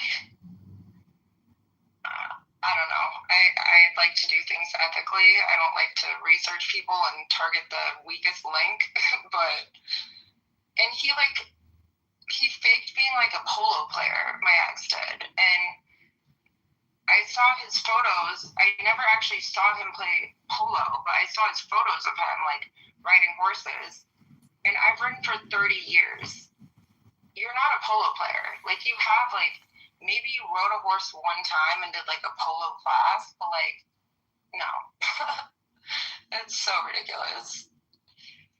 But I mean, that's literally everyone in our government. That is how you get to the top. You become like a con artist, essentially. And everybody's an insider trader. And oh my God. Every single rich person I've ever been involved with, they're an insider trader with Ferrari and Mountain Valley Water. Mountain Valley Water needs to be investigated because they have the highest level of arsenic out of every single bottle of water. It's so bizarre. Do you think Fiji water really comes from Fiji? Hell no. Wait, that's so funny because I'm literally drinking Fiji right now. I mean, read the back of it. They really claim that it comes from Fijian aquifers. It says, in Fiji, tropical rain slowly filters through ancient volcanic rock before collecting in a sustainable aquifer deep within the earth. Along the way, the water gathers in the vital minerals that give Fiji its signature soft, smooth taste and the naturally occurring electrolytes that are significantly higher than other brands bottled at the source, natural pressure. Yeah, I mean, this is all fucking bullshit. That's so funny. I literally have it in my hand. See, I think it's like they put it in the past tense or something, and like they rebranded it because like maybe it really did come from Fiji, but then when the private equity firm bought it out, they changed the wording to describe the natural beauty as opposed to saying that this product actually comes from Fiji, which would be impossible. How the fuck would you transport all that water across the Pacific? It's so stupid. It's funny though. And I mean, Mountain Valley Water, like, a lot of rich people, like, and then also, this is interesting. This is an interesting fact. And this can't be repeated, but like, okay, so Nestle Bike, right? Like Nestle, the chocolate company, like the Bike family owns it. And they have a plant in Bloomington. The granddaughter of the person all of a sudden, she randomly brings a horse that she doesn't even really ride to my parents' house and names it Hershey. And she always just like wants to go to dinner with my mom and like hang out, and like they're also one of the biggest investors in Mountain Valley Water. And since I started speaking out about Mountain Valley Water and doing research on it, like then one of the biggest investors is randomly going to bring their horse to my parents' house. That's weird. Wouldn't it be funny? Well, see, this is like an art project where I would call it like, Chicago Water Bottling Company or something. And you literally, you just bottle water out of your own tap. But it's all just like a marketing promotion. Like, I wanted to start a vodka company one time and I called it like Soviet Vodka. And I was going to get girls to dress up like Soviet soldiers and do a photo shoot. So I found out how much it is to buy a wholesale bottle of vodka and have it labeled. It's $4 out of Wisconsin from, vodka manufacturers. But I never went through with it. But it would have been a fun project. But to actually sell to, a bar, etc., it's like very difficult to say, hey, here, try my Soviet vodka. Like nobody's going to fucking buy that shit. Because they know it's all just $4 a bottle. Whatever label you slap on it, that shit's $4 a bottle. I mean, you could definitely do like a big like advertising campaign though with that. I feel like that would go pretty far. Yeah. That'd be actually kind of funny. But why Soviet? Just because like there's Stolichnaya vodka, and like if you look at the communist photos of like the communist founders of Russia or whatever the fuck it is, the writer or whatever, Karl Marx, etc. Like it's just like very artsy kind of photos with like a very specific style, and like I thought it would just like look cool on a vodka bottle or something, Oh yeah, I mean I don't really drink, so I don't know. I don't really know much about that industry, but I do have a lot of people in the industry and like the cannabis industry as well, which this is also insane. So I was approached when I was walking down the street by a random guy. And this happened, let's see, this happened in September in Chicago. And he was like hitting on me. And then he's like, hey, my family owns, he was Saudi. He's like, hey, my family owns like a bunch of cannabis shops. Do you want to like be a lobbyist at the NCSL conference in DC? And so the NCSL conference was primarily, it was cannabis and AI focused because they had to go down to I've smoked weed one time in my life when I was 14, like THC3. So that's 3% THC in cannabis. And I went to the NCSL conference in Chicago and I just got weird vibes. But like, how are you literally just gonna approach a random stranger on the street and be like, well, his first words were like, where are you from? You don't look like you live here. Because, I mean, I'm tall and tan and blonde, whatever the fuck. But like, it was weird. I don't know. Wait, did I mention? This is also weird. Wait, let me show you this. Did I mention the Muslim Arabic prayer mat that I got in the mail yesterday? And nobody knows where I live? Look at this. Look at this. This is crazy. I'm going to FaceTime you for a second. This is wild. I mean, don't look at my face because... This isn't, I'm not on an iPhone. This is a Motorola. Oh, shit. Okay, I'll just send you a photo then. But I just contoured my face with, like, spray tan, so I look orange. But it doesn't even... Okay, first of all, it doesn't have my name on it. It says Veronica. Oh, my God. Actually. It is so weird. And my doorman, like, God bless his heart. I basically had to brief him that weird shit happens because I'm not paranoid. Like, but what the fuck is this?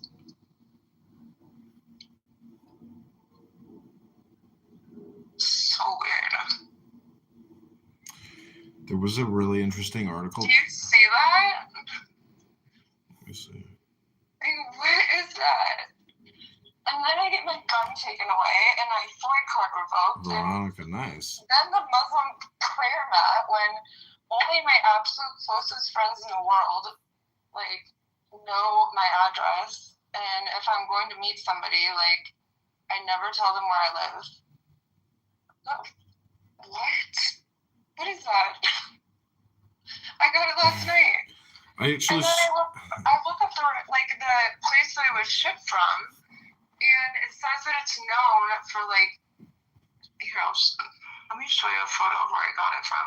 This Muslim guy left a really fancy prayer rug in the lobby of my old condo building one time, and I was like, you know what? You're coming home with me, and I still got it. Oh, wait. No, really? This is where it came from. From some website? Because that's like custom stitching. So it's Franklin Park, Illinois, 1055 Sesame Street. Like, I should work, you know what, get cash out. I should work for the fucking FBI at this point. I find everything out. Sesame Street? Uh-huh. It came from Sesame Street. Yeah, and then when you look up the address, it says that it's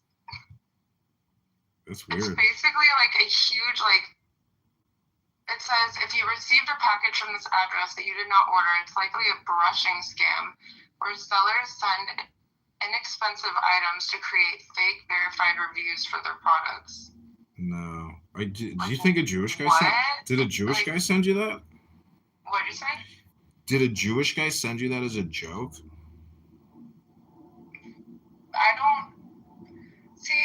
I just moved into this place like let's see. I moved in here about a month ago, Mhm. and it was just a short-term lease, like when I came back from Miami, and I have to be out in like a few days. Like nobody knows my address except like my friend Kate, my friend Jordan, like only like my parents and a couple people know my address.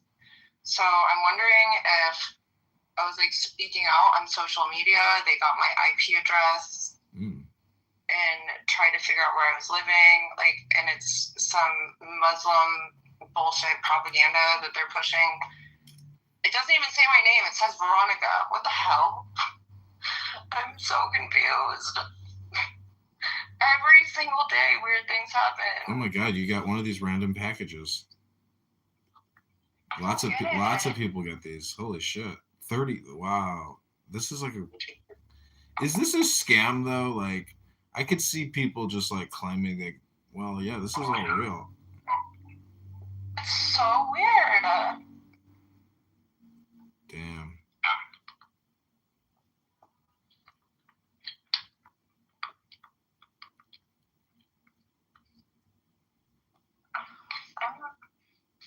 I am so sick of this.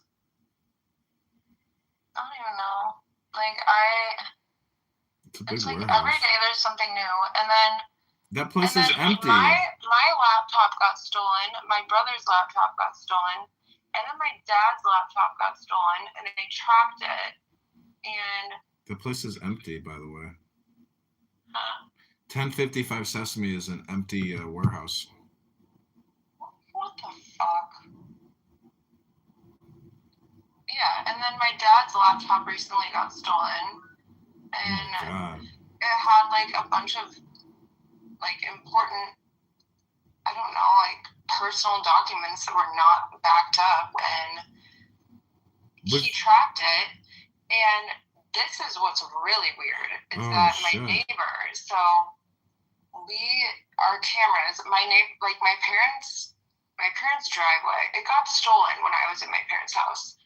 And it was right around the time that the two PIs showed up back to back. And their driveway is like a half mile long in the middle of nowhere. And my dad had like a tracking device on his laptop. And my neighbor, his name is Jimmy, he said that he saw a woman walking out that looked like me with the laptop at 3:00 in the morning. And it tracked because like it did disappear according to my dad's like tracking at 3:00 in the morning. But why did she look like me? Like, this is like some kind of international scam. I'm looking at all the Google reviews, and it's like they go back 2 years, 8 months, 4 weeks, like nothing but crazy negative. Crazy, worst place ever, horrible place. Like the Google reviews are crazy. It's called I'm legitimately starting to get scared. Like, it's data theft. It's all data theft. Like you're probably on the fucking dark web, and people are selling your fucking data.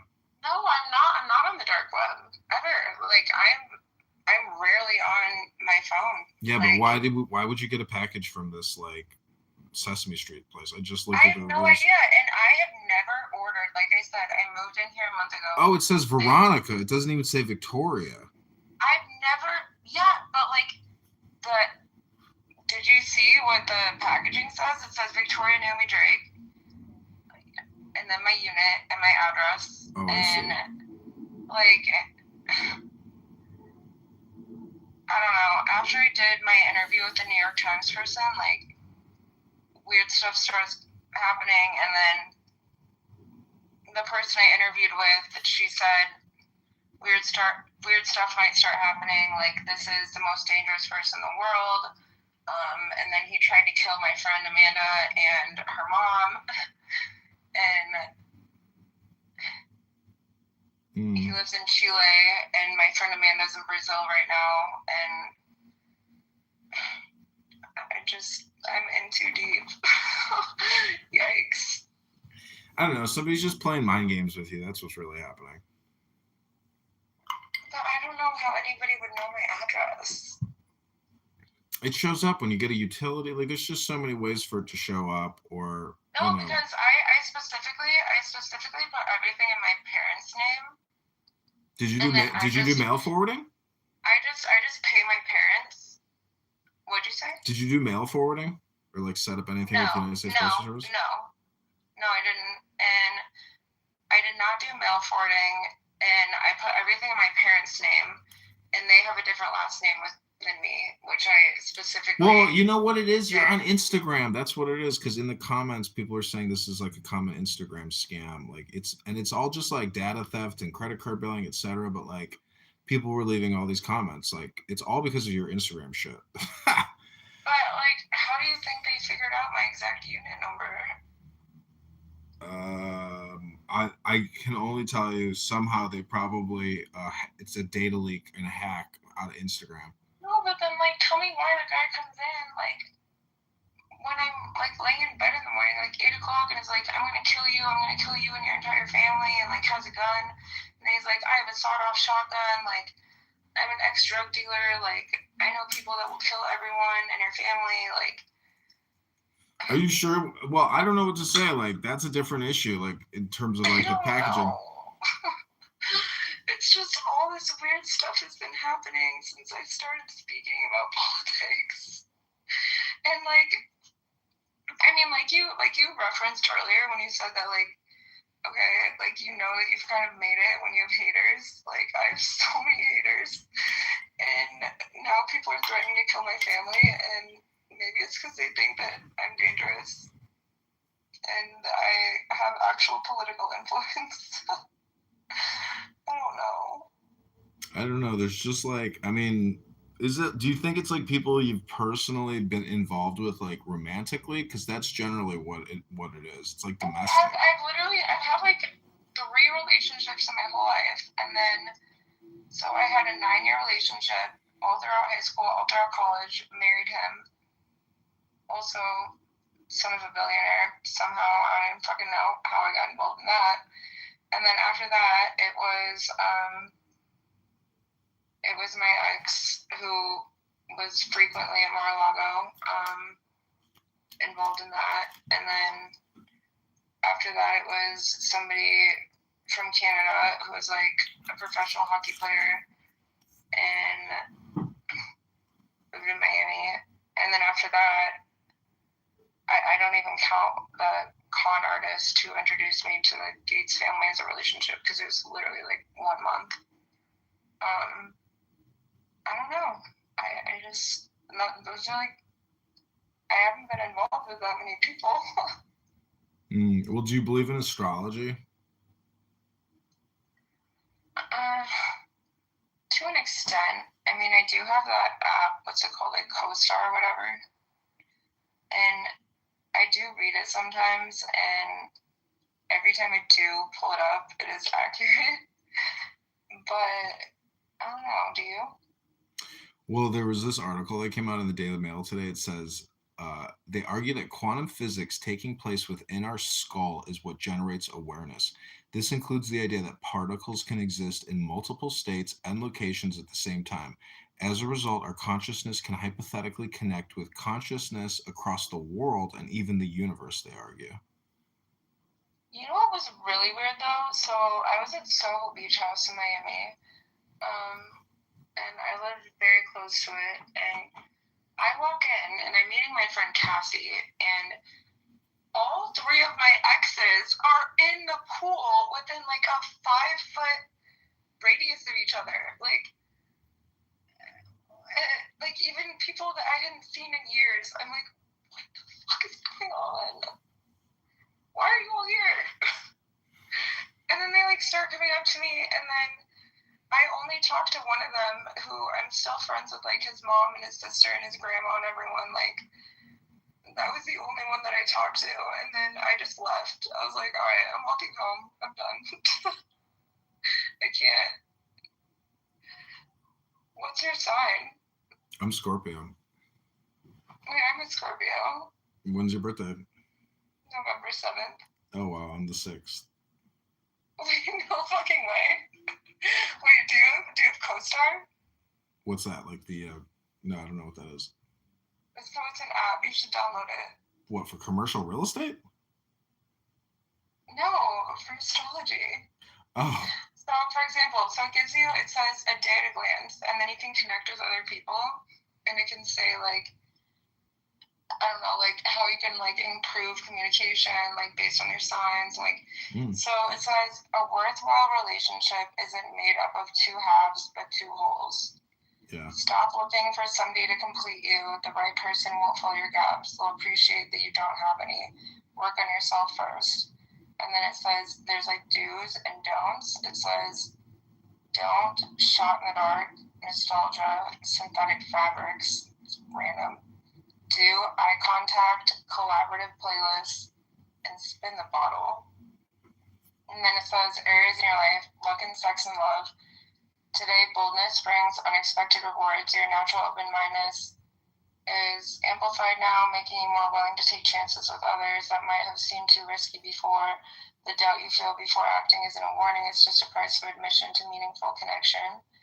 Luck with friends, masks fall away. Your Scorpio intensity gives you unusual power in social settings right now, making some connections more real than they've been in some time. People can handle your unfiltered thoughts better than you expect.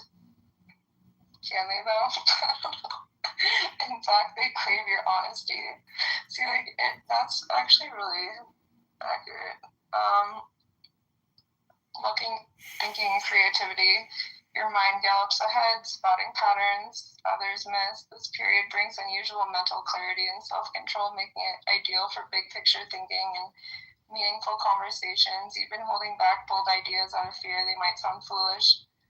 Wait, is that me running for office? You've been holding back bold ideas out of fear they might sound foolish, but your perspective has value precisely because it's different. Okay. Interesting.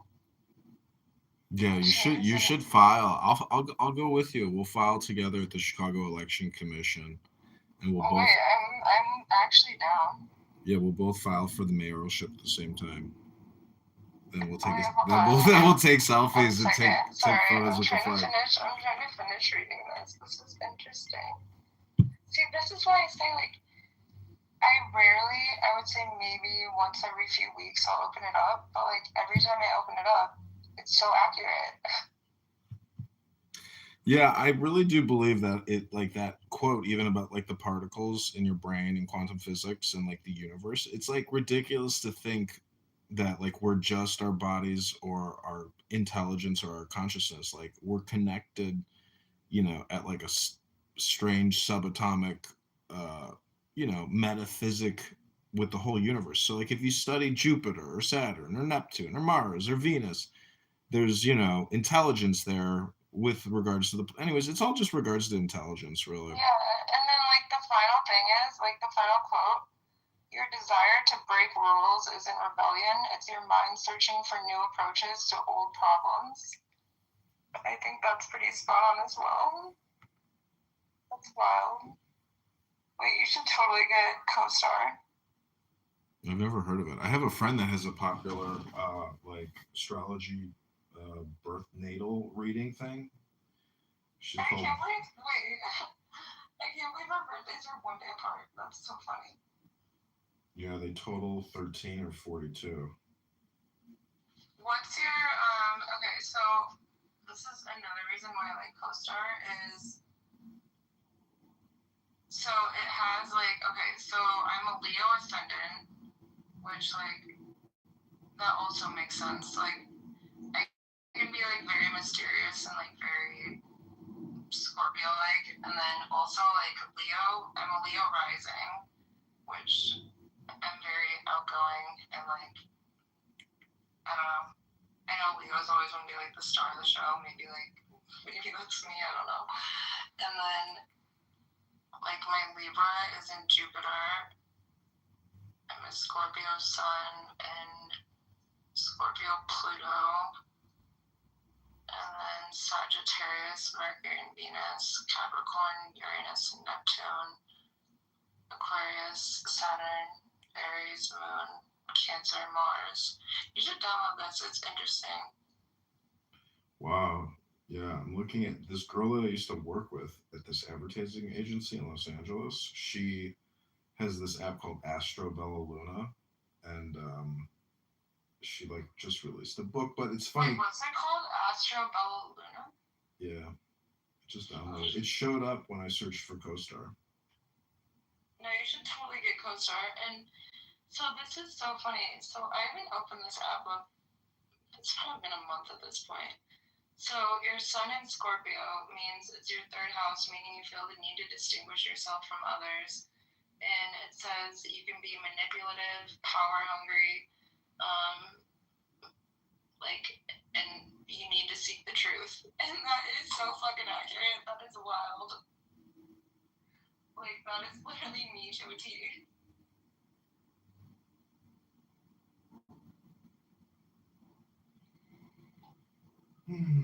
Well, I like doing yoga because it's amazing. Like I've been doing yoga for many, many years, and there's like a balance that like you can achieve, and like you can like almost recognize it. And so like even I was on the treadmill today, and I was like thinking about like that, you know, like moment of like total balance, and I don't know, it kind of just like kind of works for everything. Do you do hot yoga? No, not really. I haven't been to hot yoga in a couple of years. I love hot yoga. It's like my favorite workout. I love it too. I mean, I sit in the sauna. The gym I go to's got a big sauna, big steam room, so like I like stretching in there too. But I used to do Bikram in Lincoln Park, and that was intense. And I think I was in really good shape at that point. I must have been, because I came out of the army and military academy, and so yeah, I was doing like really intense Bikram. But there were times where I even had to like stop and like go to child's pose to just like not pass out because it was too intense. Yeah, I love yoga. I haven't done it in like a couple months. I haven't done it since I was in Miami last, but I would do it every single night and then every single morning at East Bank. It's fun. Yeah, I've never done it at EBC, but I like that place. I used to go there with my friends whose father was a successful real estate attorney and developer, and we used to play basketball with the Bulls, and but just the locker room and the gym, it was just like, wow, like, oh, can we just live here? It was amazing. I was there recently. I'm not a member right now. I'm probably going to become a new member now that I'm back in Chicago, but. Do you have a workout room in your building? What'd you say? Do you have a workout room in your building? Yeah, I have a gym. Oh my God, don't join EBC. Like, it's so crazy if you already have like a workout room in your building. I mean, it's $280 a month. Like, it's not like it's outrageous. Yeah, I just look at it as like a time thing, but I mean, if you're close by, it's like. I am pretty close by. I could walk there. Yeah, it's probably worth it then. I mean, it's like being in a country club for $280 a month. No, I would go there, and then me and two of my friends, we would do hot yoga every single morning at 7, and then we would like just work there all day because they did a renovation and they have like all these business rooms now, and so then like work there all day and then do some cardio in between and then do hot yoga at night. Like it was fun. Have you ever been to the Union League downtown? No, I haven't. They have like a private member library in there, which is really dope. But they have what's called like the rooms, and it's all tied to like societies within the Union League. So they have like a very strange room called the Little Boy Room, and it's nothing but like pictures of little boys all over the room. That is so fucking like pedophilia. Like what? I've been in there. I've seen it. Like, I wouldn't really describe it as pedophilic. It's actually like very art. It's like probably like, I mean, it's like an antique artwork room at this point because it's probably from the 20s. But it's just you'd have to see all the rooms. Like, it's all artwork. Each room is technically done up. Wait, are you talking about the what's it called? I'm trying to remember. Like, since I just came back here, I'm trying to remember like all the. Is it the Chicago like Union League? Yeah, Union League. Oh, okay, yeah, no, I've been there, but I don't recall a Little Boy Room. That's odd. So like if you go to the cap, they have like a restaurant on one of the floors there, and it's you can't wear jeans, but they have this like wooden filing cabinet with like all the cards in Wait, there. what? Yeah, wait. I know what you're talking about. What's that restaurant called again? It's I can't remember. I used to go there for it's alumni it's events. super close to me. Shoot, what's it called? See, like this is my problem. Is I have really bad ADHD, and then if I can't think of the name of something, I have to look it up. Anyways, I'm just saying, like, from a social perspective, like, it's a cool place because they have all these clubs that are attached to the rooms. So, like, Yes. yeah, it's just a social club. I'm just saying it's a cool, if you got money and you're in the area, like, it's a cool thing to participate in. What's it called? Oh my gosh, I cannot think of it. They also have an annual boxing championship there, which is fucking pretty fun. Like, you smoke cigars and they got, like, inter-city boxing tournament. It's pretty cool. I also I always used to go to Soho House here, but last time I was at Soho House here, it was such a dumpster fire. Like, I know I keep saying that, but like, so Chance the Rapper came in and they were filming a music video. Okay, first of all, at Soho, like, you're not supposed to be filming. And they were filming a music video and they brought in all these like ghetto girls that were like twerking and like not wearing clothes. And I'm like, I gotta go. I'm done. I'm literally done. Like, I'm done with this place, and I haven't been back since. I don't think I've ever been there. I know girls that are members there. I'm just like, It's when do you definitely go? not worth it. Now that so Chance, he actually like moved very close to my ex's family's house on Lake Forest, and they became close. And then he would always buy like, and I'm not trying to sound like I'm like rich or anything or like a spoiled brat, whatever. But like, so my ex's family had a bunch of courtside seats at the Bulls games, and Chance, like, if we couldn't go, then Chance would buy the tickets, and he's a mess. Like I said, bring back eloquence. Yeah, I actually I'm gonna coin and I'm gonna patent this. Make America smart again. Massa. I actually have a book on eloquence. I have a lot of books. I have a big book collection. I'm in my library room in my house right now, surrounded by books, and I do have a book on eloquence. It's kind of, the whole thing is, it's like if you read it out loud, it really does improve your, your elegant speaking and, flourishment. It's all poetry, essentially. It's a poetry book, really. Interesting. Wait, what's it called? I believe it's called On the Art of... I love reading. Like, I listen to, like, audiobooks all the time. Like, when I'm just, like, even when I'm, like, working out or just, like, going for a walk, I listen to books. And, I mean, I read hardcovers, too, but... I think it's called, like, On the Art of Elegance and Eloquence, something to that extent. It would take... I would never be able to find it, but it's somewhere around here. Oh, wait, I'm gonna Google it. Maybe The Art of Eloquence. Wait, I think I know what you're talking about. Wait, I might have read this. It's a little bit like... It's called The Art of Eloquence. My grandma made me read it, because... Okay, wait, I know what you're talking about. It was so funny, like...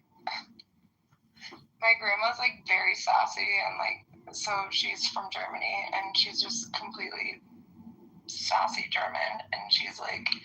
I remember growing up, she's like... I'm gonna, like, send you to etiquette school. You don't even know, like, what, like, and I'm, like, 4 years old, and she's like, you don't even know what fork to use at dinner. Like, you work from the outside in, and, like, all this other stuff, and, like, I'm literally a kid. I don't know. I just have, like, a very, like, picturesque memory of weird things growing up. It was always a threat to send me to etiquette school and my brother. And I'm like, I think it turned out okay. Yeah, I mean, etiquette in many ways is like the materialist, or it's like tea ceremony. You know, like my dad's wife loves to put on like, fancy dinners with all types of, accessories on the table. And it's like, can we just get a hot dinner? I should show you. So my parents also like to have big dinner parties, and when I was there in August, I did all of the cooking for the entire thing, and I made menus, and I cooked like bone marrow from our next door neighbor's grass-fed beef, which I don't know, it's like weird to like go, and then lemon chicken and lamb chops and tomato salad and all this other stuff. Like, but yeah, I don't know. I wouldn't even say like, and maybe it's just because my parents, like, they speak on behalf of politics, but they don't do their research. And my mom didn't even know how many like articles there were in the Constitution, how many amendments there were. Like, there's just like basic knowledge that they like don't know. And again, maybe that's why Trump says that like his biggest voter base is uneducated people. Like, I don't know. Well, I don't know. I've read part of my campaign, I created a lot of videos on YouTube, almost 50,000, and I read the Constitution, front to back, out loud, recorded it. And there's a lot of it's a lot of God in the Constitution, like nonstop. Yeah. It's like a transcendent document, but the Declaration of Independence, the whole thing is tied to God. And I don't know, when I hear Brandon. Are you a Christian? Yeah, I got baptized in 2000. I kind of want to get baptized again. You can go. Every day that I take a hot bath, I technically claim that that's my daily baptism. It's like seriously, like, you think it's a joke, but like I feel like I'm not a sinful person, but I feel like I'm a pretty aggressive person, and so like in my communication with this campaign, so like I just view every day that I cleanse my sin of like spamming people politically, I mean, yeah, like I'm an extremely aggressive person. I'm aggressive as hell. Have you ever done like a disc profile or what's it called? It starts with an M. It says like it's a personality type, and there's like 52 different personality types. Oh shoot, what's it called? No, I have to Google that. I have no chill. Sometimes I'm like, I wish I could just like smoke weed and be chill, but like I don't. Well, I just bought some new weed tonight at the dispensary near my house, and it's okay. It's a good brand, but I'm not like really that satisfied with it. It's not the greatest, but weed is weed. It gets. I'm allergic to weed. I only smoked one time when I was 14, and my dad, when I was 13, was like, hey, now that you're like a teenager, like I want to tell you that a weed allergy like is like hereditary in our family. I didn't believe him. I smoked weed and I got blue lips. I had to go to the hospital, and then I got an allergy test done, and where they like prick your back, and yeah, I'm very allergic. Like I literally, even if somebody's like smoking within like a 15-foot radius of me, like I get high. Have you ever smoked a cigarette? Oh my god, funny story.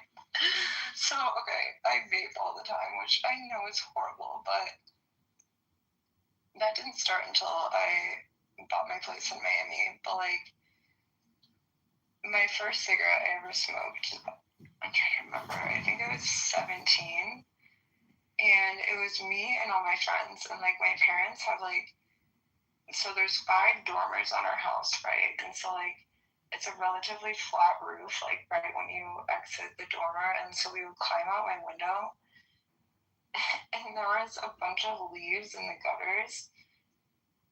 And so we had the window open, and me and all my friends were out there smoking cigarettes for the first time. And then I heard my parents, like, I heard somebody, like, knocking on the door, like, trying to walk in. And we all threw our cigarettes in the gutter and caught all the leaves on fire. Oh my god, it was so bad. It was awful. And my parents actually never, like, walked in the room, but then I had, like, a tub that I had, like, a bunch of jewelry stored in, and I took it to the bathroom, and I just, like, was running back and forth with the water, like, trying to put the fire out. It was really embarrassing. I had a friend who burned his girlfriend's house to the ground by falling asleep smoking a cigarette.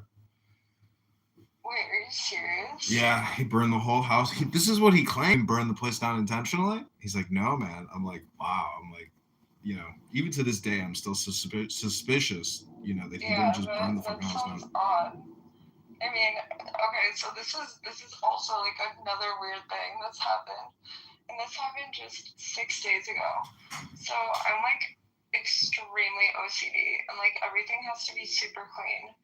And so I'm taking, like, a Lysol, what's it called? I think Lysol, Clorox, right, whatever it is, to, like, the handles on my stove, and I have a gas stove. And apparently they're very, like, I don't know, they move easily. And so apparently right before I went to sleep, I turn the gas on. I wake up in the middle of the night to my maintenance man shaking me awake, and it's like, your fire alarm was not going off loud enough. I'm going to replace the batteries. Your kitchen is on fire. And I'm like, holy shit, you saved my life. Like, I was so scared. Like, I'm like, when you just, like, first open your eyes and, like, with everything else weird that's going on, like, in my life right now, like, having a man standing above you, but it was the same maintenance guy in my building that, oh my god, I have to send you this video. So I was blow drying my hair, and I accidentally dropped, sorry, I have, like, extreme ADHD, like, I just, like, go, like, all over the place. But I was blow drying my hair and vaping, and I accidentally, like, my vape fell off my countertop and fell into my toilet, and it, like, went all the way down. And my maintenance guy, it was the same maintenance guy that shook me awake, but he had to literally take my toilet off the base, and, like, I don't even know what he did, but he, like, sucked it out of, like, the plumbing, and then he, like, put my toilet back on in my bathroom. It was so bizarre. Yeah. Yeah, it was something. I should actually send you the video. It's kind of funny. Right. Like, I know vaping is so trashy, but I still do it. Have you tried like, my parents are, like, helicopter parents, and they're, like, super, super strict, even though I'm literally an adult. And they're like, oh, yeah, nicotine stimulates the brain, so I have no problem with you vaping. Have you tried a cannabis vape? I just stay away from weed, honestly. Like, I know that weed, like, a lot of people technically, like, don't think that it's, like, a drug, you know? But, No, like, it's a chemical additive to the brain. I mean, it's totally a drug. I just try to stay away from everything. Yeah, but my point is you're vaping. It's a drug. What are you talking about? Okay, but it's nicotine. It's not a cannabis vape. It's just nicotine. I know, but my argument is that, like, whether it's nicotine I know it's not super healthy, but I've only been doing it for, like, a year and a half, and I'm gonna quit soon. But well, one way to consider quitting is actually I don't know. It's just like a theory. Like, how do you stop smoking? Like, I have books and CDs on how to stop smoking hypnosis. You know, it's like hypnosis CDs and books. And if you actually, Wait, were you a cigarette smoker? no, I just have a lot of books, and I smoke weed, but you know, I'm still interested in, like, you know, how do you essentially deprogram yourself from smoking? You have to find content to essentially override your tendencies, you know. Yeah. So, anyways, it's just like I mean, I have multiple I books think on you know, smoking cessation hypnosis.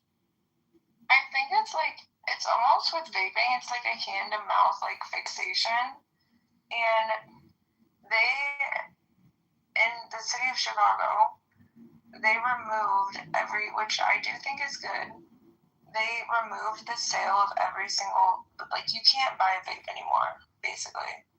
But I have my ways. I have too many connections in the city, so Yeah, I see shops get shut down all the time. They'll keep them behind the counter. Yeah. And then, yeah. Yeah, there's a place in I've seen, you know, right in Streeterville. My friend used to buy his little vapes. It's so pathetic that they have to, like, you know, that they can't exhibit it, but you have to ask. And I don't even know what the product is, but yeah, there are people that just it is like, it's a serious health problem, you know, like, it's very taxing on the body. Um, it's microparticulate. It's not like you're burning a bush. You know, a bush is a little more natural. You're actually like heating a fluid, you know, and creating a microparticulate and penetrating the lungs to get the buzz from it. So, I mean, trust me, I know it's bad, but like, if that's the only like bad habit that I have, then whatever, it's fine. well, part of meditation and yoga is breathing. And so, like, I always remind people, like, I've done a lot of interviews, and I say, you know, if there's one thing that I could communicate with you in this interview, it's that taking the deepest breath of the day, you know, let's take the deepest breath of the day. And it's kind of a funny thing to just like throw into a conversation, but I do it all the time. So just take the deepest breath of the day and hold it for 10 seconds. So what you can buy though, like, you can buy non-nicotine vapes, like, in order to stop vaping in general. And maybe I should do that. I don't know. Well, what you're doing, my theory is that every cigarette smoker is technically trying to take the deepest breath of the day. So if you start doing more awareness breathing throughout the day, where, like, even prior to a puff on your vape, you say, okay, before I take this puff, I'm going to take the deepest breath of the day. And then afterwards, after you take the hit from the vape, you say, okay, now I'm going to take the deepest breath of the day, and actually hold it for 10 seconds. Because when you put pressure on the lungs, you're pushing those, you know, microparticulates into your bloodstream by putting more pressure on your lungs. And so it's just something to think about when you smoke or breathe. I'm literally hitting my vape right now. Yeah, so try after you exhale, try now taking the deepest breath of the day.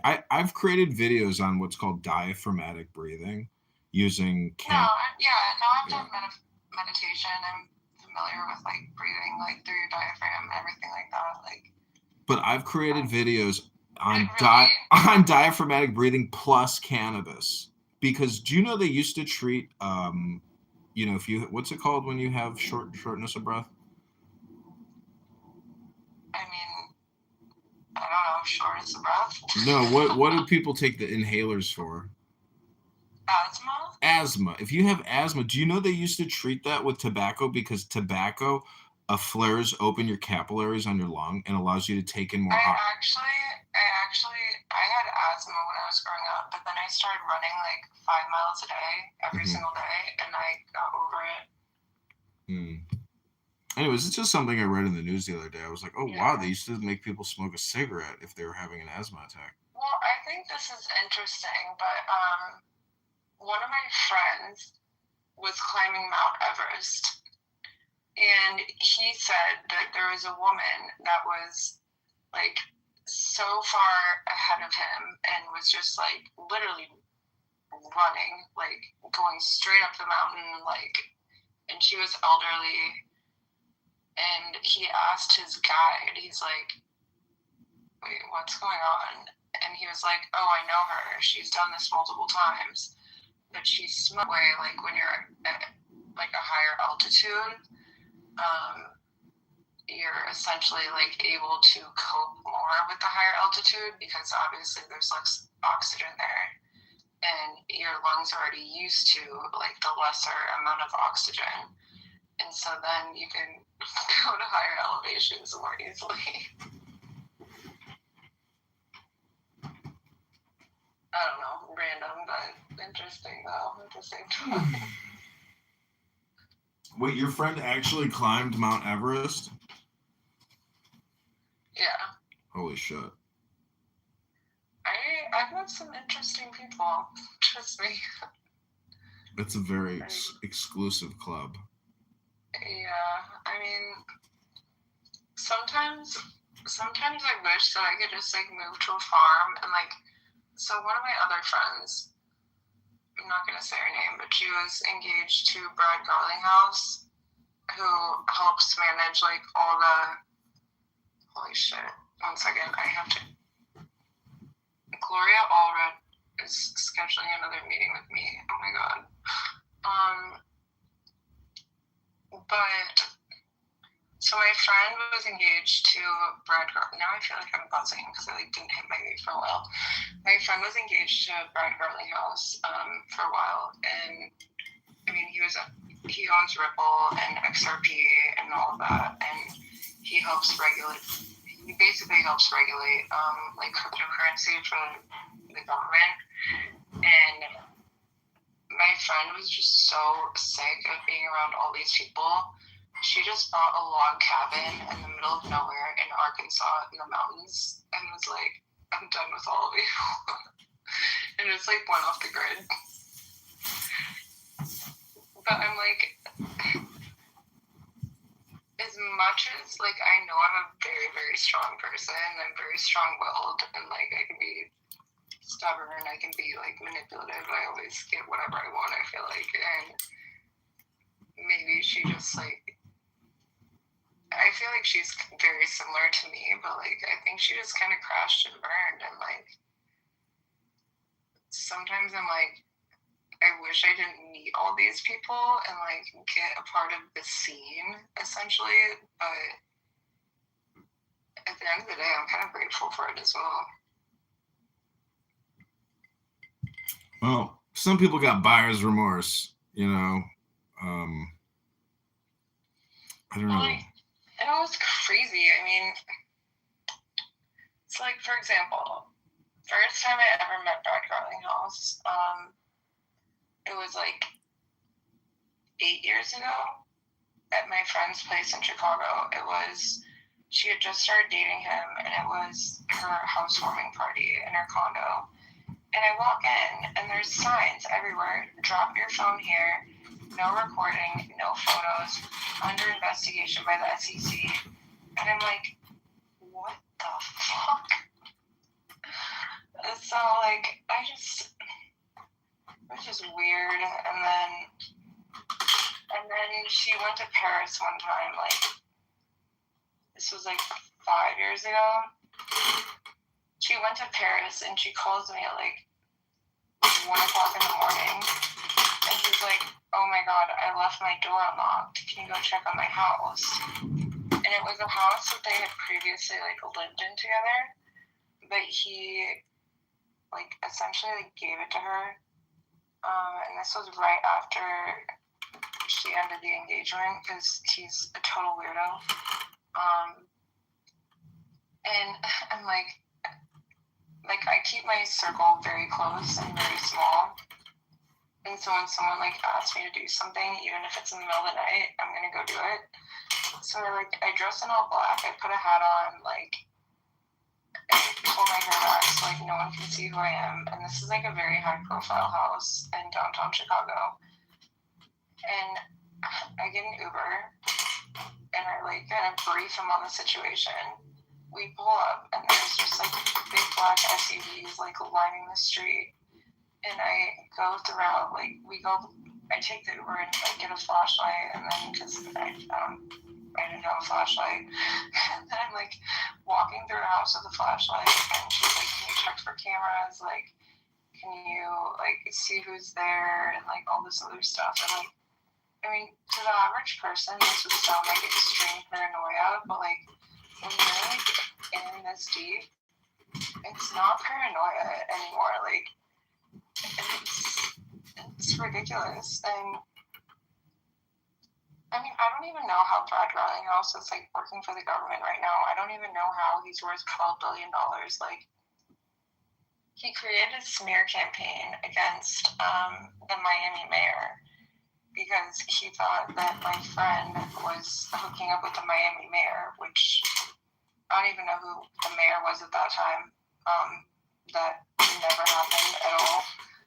She never cheated on him at all. And so he bombed 5 semi-trucks and plastered the mayor's face on the semi-trucks and created a smear campaign. And he never got in trouble for that. But like, I feel like billionaires just like, they have way too much time on their hands, and like once they reach a certain net worth, they have way too much time on their hands, way too much access to resources, way too much money, and then they just like, and I think this is what, like, going back to Epstein and like all these other people, like, they want to see what they can get away with. And my ex's dad, like, even though they're like my most recent ex's dad, like, even though they're like from a great family and everything, like, and I never witnessed him like being creepy towards women. Like, I have nothing negative to say about the family, but like, he would do some weird fucking shit. Like, him and his best friend, they would dress up in suits and go into Tiffany's in New York, like on Fifth Ave, and pretend to own Tiffany's and be like, I need to investigate the diamond vault. And they would just walk in and like just weird behavior like that when they get bored. Like, it should seriously be studied. But also, I think there's like a certain, I think that, and I started doing neurofeedback and brain mapping, and I think it should seriously be studied, like certain personalities and their like just extreme behavior and how it relates to like their IQ level and everything else. Like, I know I'm not normal. Like, I'll tell you right now, I'm definitely not normal. Like, and every single person that has like, so when I did my neurofeedback and brain mapping, they basically put like an electrode cap like on your head, which sounds weird, but then I got like a 13-page report, and they could pinpoint like the exact day that, I mean, I got an eating disorder, for example. Like, they could pinpoint when I got I fell off a horse and like I got a concussion. They could pinpoint that. Like, it is so interesting. And they said I have extreme OCD, one of the highest IQs they've ever seen. And this person in Chicago, he's done like, I mean, he's had like Oprah and like he's had like celebrities in there, and for him to say I have like one of the highest IQs he's ever seen, like, that's great. But then he's also like, yeah, extreme ADHD, extreme OCD, like horrible eating disorder, like, so it's just so interesting to me. I don't know. Well, what do you think about Jesse Jackson dying? Are you heartbroken? Wait, Jesse Jackson? Yeah, the Reverend Martin Luther King's. When? No, I know. When did he die? He died just the other day. Oh, I honestly did not know that.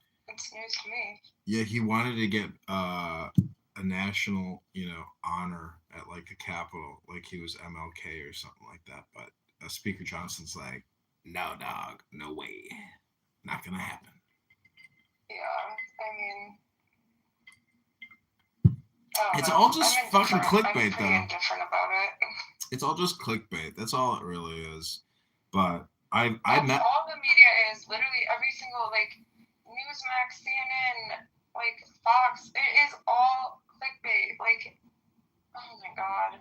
And then so I matched with Bill Malugin. He's a Fox News host, and I matched with him on Raya, and we were talking for a little bit.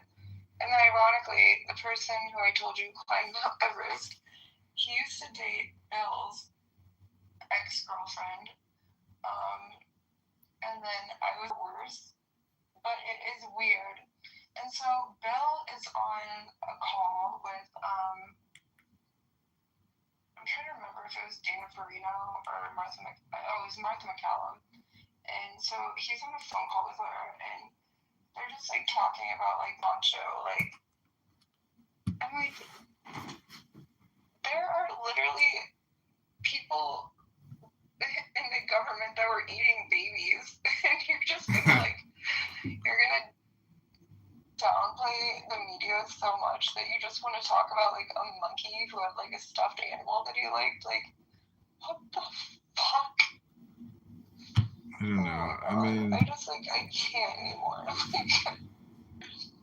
And you know what's also very interesting is that like both on the right and the left, and I think that the media really does try to divide people. I think we need to stop thinking in terms of right and left.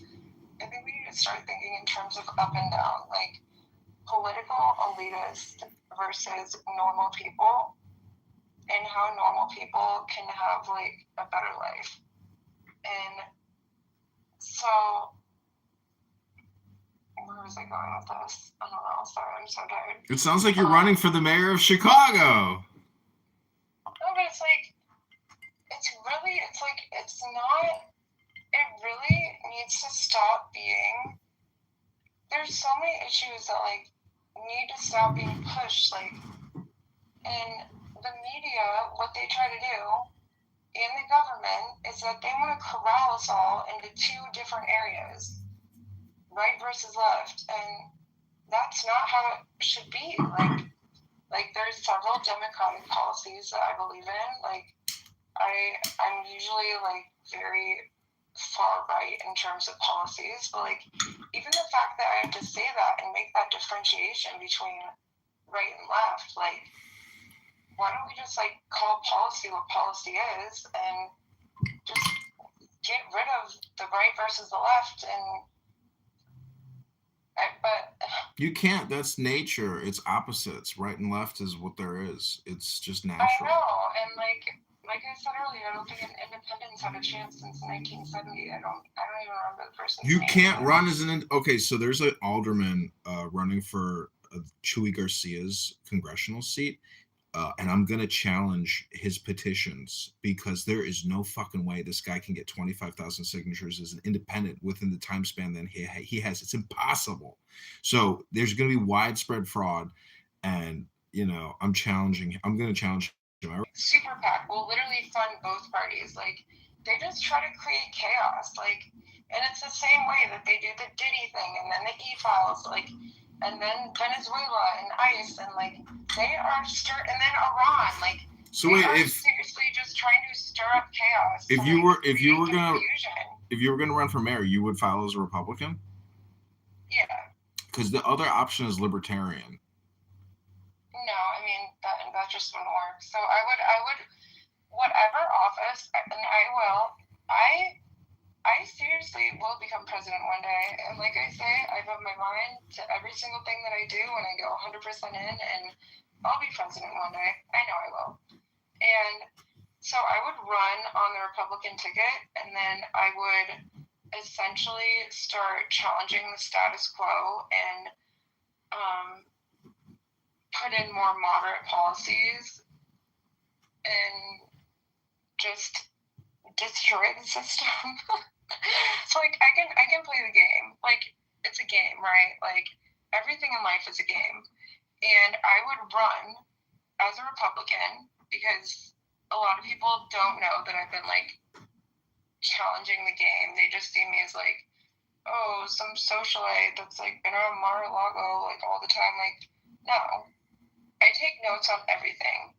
Like, even when, like, we were talking earlier, I was taking notes on my laptop. Like, I take notes, I take evidence, I take every single thing. I have so many videos and photos on my phone, and it's just like, you have to, unfortunately, in this day and age, run either on the Democratic ticket, like, or you have to be a Republican. And so I would run Republican because that's who my voter base would be. The Democrats would hate me because they would, you know, look at my social media posts and be like, oh, why are you running for Democrat? Like, you're full of... Well, you could just make that private, create a new public, political campaign, and you could run as a Democrat. No, it's just like, no, because I would have no chance. So, again, you have to play the game, right? Why would you say you have no chance? The whole thing is to get on the ballot. My game would be running for Republican in whatever I do, because just in terms of, like, who I know, yeah, and but who I you associate with. I know, but you like, just said in the beginning. I would say 95% of everybody I've ever associated with in my life is a Republican, whether it be at Mar-a-Lago, whether it be in certain social circles. And so then just run as a Republican. I'm just asking you because, like... No, I absolutely would run as a Republican. That's what I'm saying. But then, like, if I would win, I mean, not if, because I will win, because I know I will, then I would start instating certain more, like, moderate or, like, libertarian policies. But I would absolutely run on a Republican ticket in everything that I do. And then I would kind of, like, turn it upside down just to fuck with everybody. Because I went to Abraham Lincoln's tomb when I filed for Congress, and my mother and I did the tour, but my mother talked the ear off of the woman at the front door, and I was so annoyed. But then the woman dropped a gem. She was talking about Republican history and how it didn't just come out of Wisconsin. Like, there's this little white shack. It also came out of Michigan. So it's like a Protestant religion, Christian movement. Knowing that slavery was, a great sin. So, anyways, there's a big history. That, in my opinion, is weaponizing Christianity. The same way that Erica fucking Kirk, I hate her. Oh my gosh, I should tell you, I was trolling her. I was texting her on Charlie's phone and trolling her. The last text I sent her, I should send you a screenshot. It said, "Fuck you, you fucking sadistic bitch, you killed my friend." Oh no. No, I know it's bad. It was really immature of me, but I mean, she didn't pull the trigger. You don't got to say that to her. Like, she could also be under tremendous blackmail or something. We all make mistakes, but I've never seen a happier widow. Let's just put it that way. No, but like, there's a lot of, there should be like a history book of like, marriages and divorces that didn't end well. Because there's just there's so many stories. He took her out of his will, like, right? No, I didn't know that. Yeah, because she was having an affair. I'm not, so I did not know her well, but I believe it was with Cabot Phillips. Did you see her pushing her mother around? Her mother's like dying in a wheelchair. Like, did you see that video? That bitch is fucking evil. She's intense. Like, the fact that she even shot the casket, like, that shit was intense. Like, I screenshotted all that, but like the one of her mother just recently was intense. It was all just, and like, it's like hard for me to talk about, honestly. Like, I've never been the same since that day, but it's just like, Erica is out of fucking control.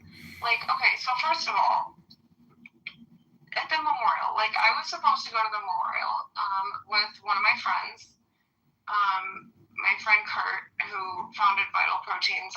He was one of my old next door neighbors when I lived in Trump, and I was supposed to go to the memorial with him, and then Candace was going to be there, and then Charlie's parents,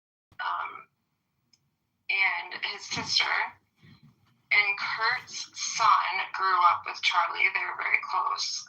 And we were, bitch, you fucking killed him. Well, she didn't shoot him, you know. Bitch, you fucking killed him. Well, she didn't shoot him, you know. I just... She didn't shoot him. Who has like 7-foot tall sparklers at somebody's memorial?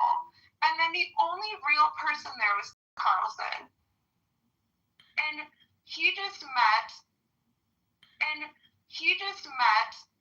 in Israel with fuck, what was his name? He's Israeli UN ambassador. Huckabee. Yeah, he just met with Huckabee. And then he was detained in the airport. Yeah. Like, Tucker's a real one. I love Tucker. Like, I met him many times at Mar-a-Lago. I don't know him, like, super closely, but he's a real one for sure. And I don't know. I think out of all the speeches, like at Charlie's memorial, Tucker was the only person that was genuine. Everybody else was just fake. And that makes me livid. That makes me really fucking mad. Yeah. I don't know. I mean, I'm kind of a Buddhist. Like, I'm looking at a picture of the Buddha right now, and he's like meditating, surrounded in flowers with like a half a coconut with like more lotuses. And there's elephants, and he's just meditating, and like he's surrounded, you know, by like golden light and white, like white light. But anyways, I'm just saying that, like, you know, the whole media thing, like Tucker Carlson, the whole thing is just like one giant spam, you know? And it's like, how the fuck are they gonna boot Tucker from Fox News? It all goes back to starting to question the agenda. He started to question Israel. He started to question so many different things. Mm-hmm. And okay, so in my personal opinion, so first we have Charlie, right? He was killed. Then Nick Fuentes is going to be next. No, I already know this. Why do you think he's going to get his ass nicked? Why? No, something happened. I can't talk about it. Something happened to him 4 weeks ago. I can't talk about it though. Nick is going to be next. And then we're probably going to have Tucker. I hope I'm not included in the mix. And like I said earlier, JD Vance. JD is an incredible person, and a lot of people didn't even know who he was. But I knew who he was literally, let's see, when did I first meet him? 2013? And then I read Hillbilly Elegy. I just randomly happened to buy the book in the airport, and I learned more about him. And so it made sense, right, for Trump to pick him. A lot of people are like, what the hell? But this is what they do, is they target people from certain areas. JD was from Appalachia. He was a poor town. And they try to insinuate you, like to do certain things and to say certain things and to attend certain events, and they'll pay for you to go to college. Like, I have literally witnessed firsthand on a fucking private jet where somebody was paying off, I'm not going to use names, to get their daughter a scholarship, a D1 soccer scholarship, or like not a scholarship, I guess, like get D1 soccer in this particular college. And these people just pay everybody off. Like, I fucking can't. And then, yeah, I feel like deep down, JD is just like, honestly, a very, very good person. And I don't think he can handle political office. I think he's gonna start cracking very soon. The same way that Charlie started cracking. Like, you can only put up with these people for so long if you're a good person you can only put up with these people for so long before you start questioning the narrative and starting to crack. Like, it's nuts. I don't know. I mean, well, all I know is I've just seen what happens. Like, you know, Peter Thiel is an elite homosexual billionaire in charge of one of the largest, you know, funds on the world. I know who Peter Thiel is. Yeah, I know. I mean, you know, does he like permanently like wax his body in coconut butter? How does his skin glisten so much?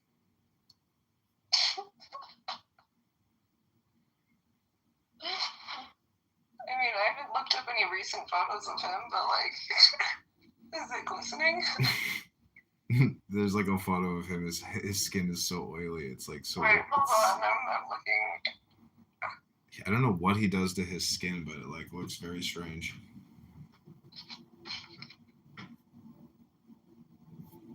I mean, he does have good skin. I haven't looked at any recent photos, but I mean, it kind of looks oily though. Like not really like glistening. It just looks oily. I think maybe, you know, anybody like if you photograph somebody who's sweating, like power walking, but you know, I don't know. I mean, I think we need to start doing investigations on these people. And like, unfortunately, like I mentioned earlier, like a lot of these people are just so protected by like deals and like acts and like amendments that like nobody knows. Like even my friend who flew on Jeffrey Epstein's plane with Jean-Luc Brunel, like when she was 17 and went to the island and all that stuff, like she didn't even know about the sweetheart deal with Alexander Acosta. Like, I don't know. Like, but Palantir needs to be shut down. I think Tether. Okay, so let's talk about Tether, right? Are you familiar with Tether? No, not really, no. So it is a stabilized, they call it a stabilized US cryptocurrency. So it's backed by the US dollar. And what they're trying to do is they're trying to go from USD, right? US dollar to USDC, which is US dollar, like with the cryptocurrency, to USP, which is US dollar connected to Tether. Mm-hmm. Tether also funded the ballroom destruction on the East Wing, the $400 million ballroom, right? And they're also like, so it's three guys, and like to me, it just looks like a weird like Ponzi scheme. Like it doesn't even look like a real company. And they funded the destruction of the ballroom along with Larry Ellison to build the fucking data center that's 5 stories underneath the East Wing, and that's why it is $400 million. Like, you know, I read they're gonna build 5,000 more data centers across the U.S. I'm like, Jesus, like, and they're huge. They're huge facilities. It's like, what are they gonna use them for that they can't already? But everybody's already. They're starting to roll out. They're starting to roll out like electronic IDs, and so they're gonna need to monitor us very closely with that. And then in terms of, I think really a lot of it has to do with TikTok, like maybe, but I don't understand. Like, I just don't. Like, I mean, when China owned TikTok, right? Like, I could say whatever I wanted on TikTok. However, tell me why the day that Larry Ellison purchased TikTok, my account was just immediately shut down. I didn't even get a warning. And then I created a new account, and I got a warning before I even like went live, and was like when I would go live, I would always talk politically, and that was usually my main prompt.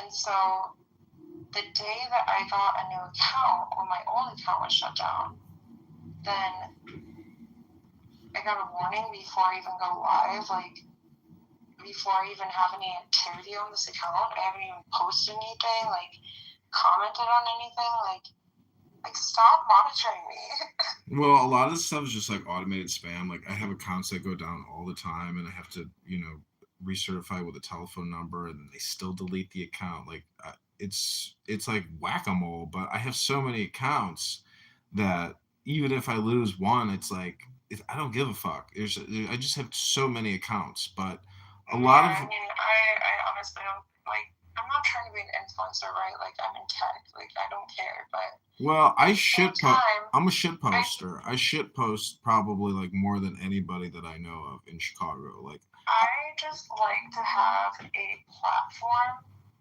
because I haven't been attending like a lot of events. Like friends was gonna come over and we were gonna watch a movie, but she was like, I'm really tired. I'm just gonna go to bed.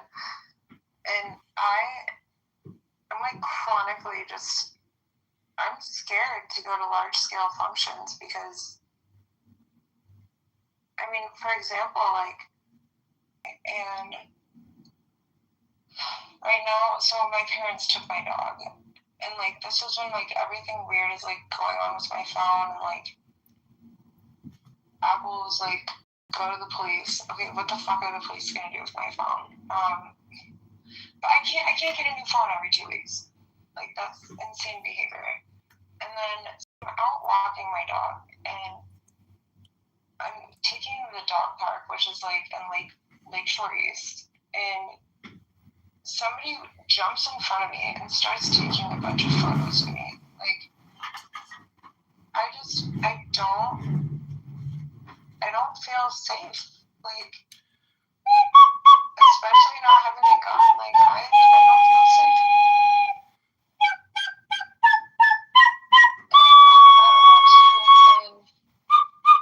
My doorman, luckily, shout out to Paris, love him. It's like, I mean, not that like race or whatever matters, but like, he's like a 50-year-old like gay black man.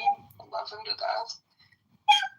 He makes sure that there's always 2 cop cars sitting outside the building, like just in case. But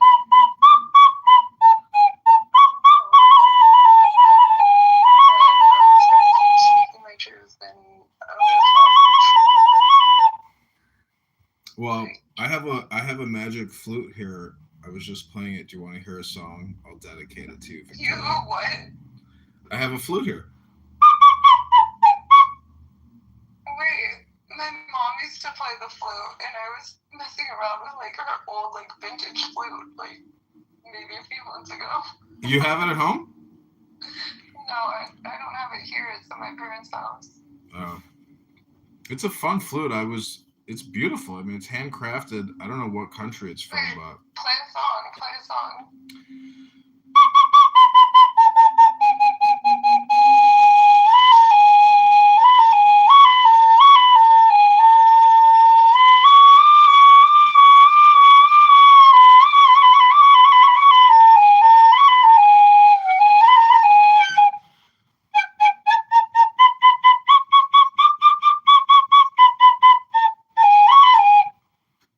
When did you start playing the flute? I guess when I bought this thing on eBay. When was that?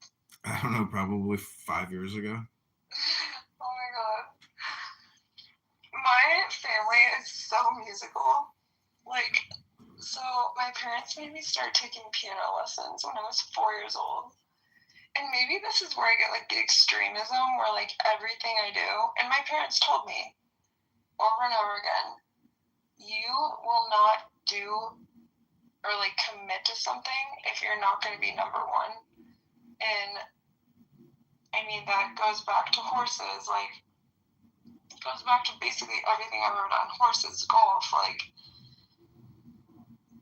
I don't know. And piano, my grandma she just passed, but she was a concert pianist, and she taught my brother and I piano starting when we were 4 years old. My brother was 3 and I was 4, and she would literally like scream at us and be like, arch your hands like you're like holding a tennis ball on the keyboard, like, and my parents would make me practice 45 minutes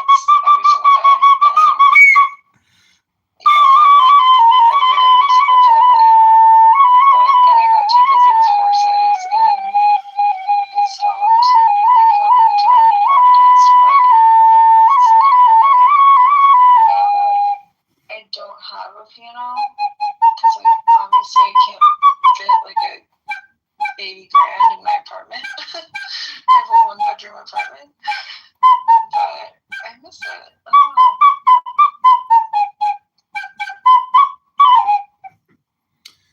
Well, I have a friend who has or had a really big cannabis business, and he loved horses, and him and his wife they loved their horses.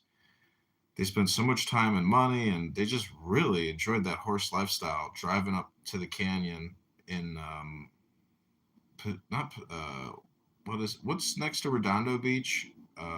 Pacific? Not it's not Pacific Is it Palisades. Manhattan Beach? No, further south. What the hell is it called? Pacific Palisades? No. Anyways, Huntington? no, it's not that. Anyways, Huntington is right next to Redondo. yeah. Anyways, I'm just saying I went to an amazing horse farm, like felt like a different planet, like Jurassic Park in like a wilderness mountain, south of Los Angeles. And that's like another thing that like, I mean, I was blessed with like, even though my parents were strict as hell and like pushed, oh my gosh, like they pushed my like, but I wouldn't take it back. Like I'm glad that they did that because they like instilled like a certain mentality in me where everything you do, you have to be number one. And if you don't think you can be number one, don't do it. I will be the number one YouTube live streamer.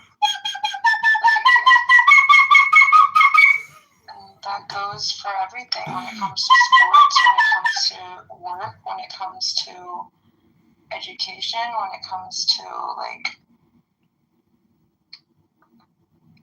basically anything in life. There's just too many people that settle with mediocrity. But I'll never be mediocre, and I will not do that.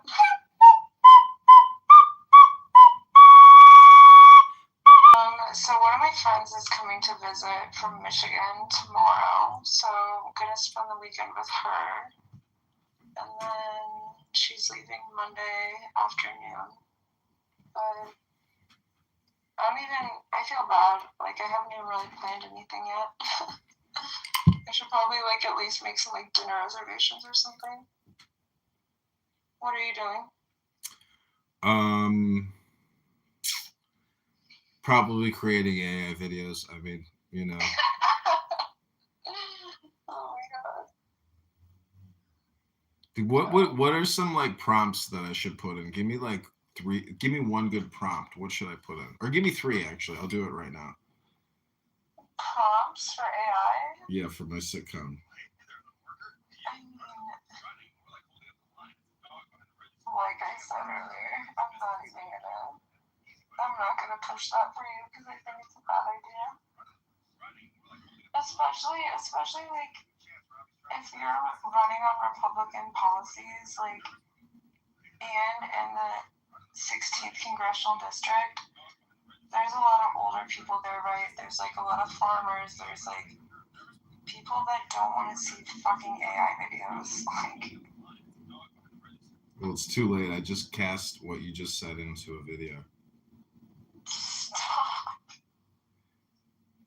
I just literally everything you just said. I wrote it into it as you were saying it, except for the part about the old people of the district. But well, I'll send it to you. You'll laugh at it because I cast it in a news format, not because it's political. So I put it on the news. You'll see it. You'll be like, oh, that was me. I created that. You know what is so interesting in terms of AI? So like, I was at a networking event recently. And before I forget, so my ADHD brain is like going crazy because I didn't take my Adderall today. How did you find me? Instagram. Oh, just like an Instagram post? I have no idea. I looked at my messages or I liked you somehow, and I have no idea. I looked at your profile and I messaged you, or you messaged me, and I have to look at the message string again. I don't know. It's weird. Like I'm not active on Instagram, and I get like literally 1 million views a month. Like It just like doesn't make sense to me. It's also creepy. Oh, I messaged you. I wrote fire to one of your stories. Oh yeah. Wait, where was I going with this? Shit, what was I gonna say? Wait, say what you just said. Because you were asking me how did we come into contact with each other? No, prior to that. Because I pivoted and I said that. But I don't remember what I said before that. I don't know. I can't remember.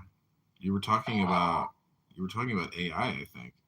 Oh yeah. Okay. Oh, the conference you went to. Sorry. Oh my god. I need to stop working so much. Okay, so I think that, and like I said earlier, I think that people need to start practicing more like responsible AI, because when I went to this networking event, at the end, and these are all like high-level executives with like IBM, ServiceNow, Microsoft, Oracle, like big time people, right? And this was maybe a month ago. And at the end, they had 3 different like groups of students that were like presenting their businesses, right? Like they weren't necessarily okay. So the one from MIT was a full-on startup, but this one from Stanford, which I thought was the most interesting, they had already gone through Series A funding, and I don't know if you're familiar with like venture capital and everything like that. I mean, every guy I've ever dated is a venture capitalist, so pretty familiar with it. But like, okay, so they'd already gone through like Series A, and they straight up found what they think to be a cure for cancer through AI, and it is a way that they can take. Oh my god, I Gotta know clip brain that one. cells. It's like a way that they can take, like, before you go into chemo and you're like trying to do blood work, they can take your blood work. The blood work put it scam on again. The blood work It scam. was like a glass Here we go. slide essentially, and then This they chick is like put an AI investment into a microscope feeder where they scam. were able to see how they could attack the cancer cells.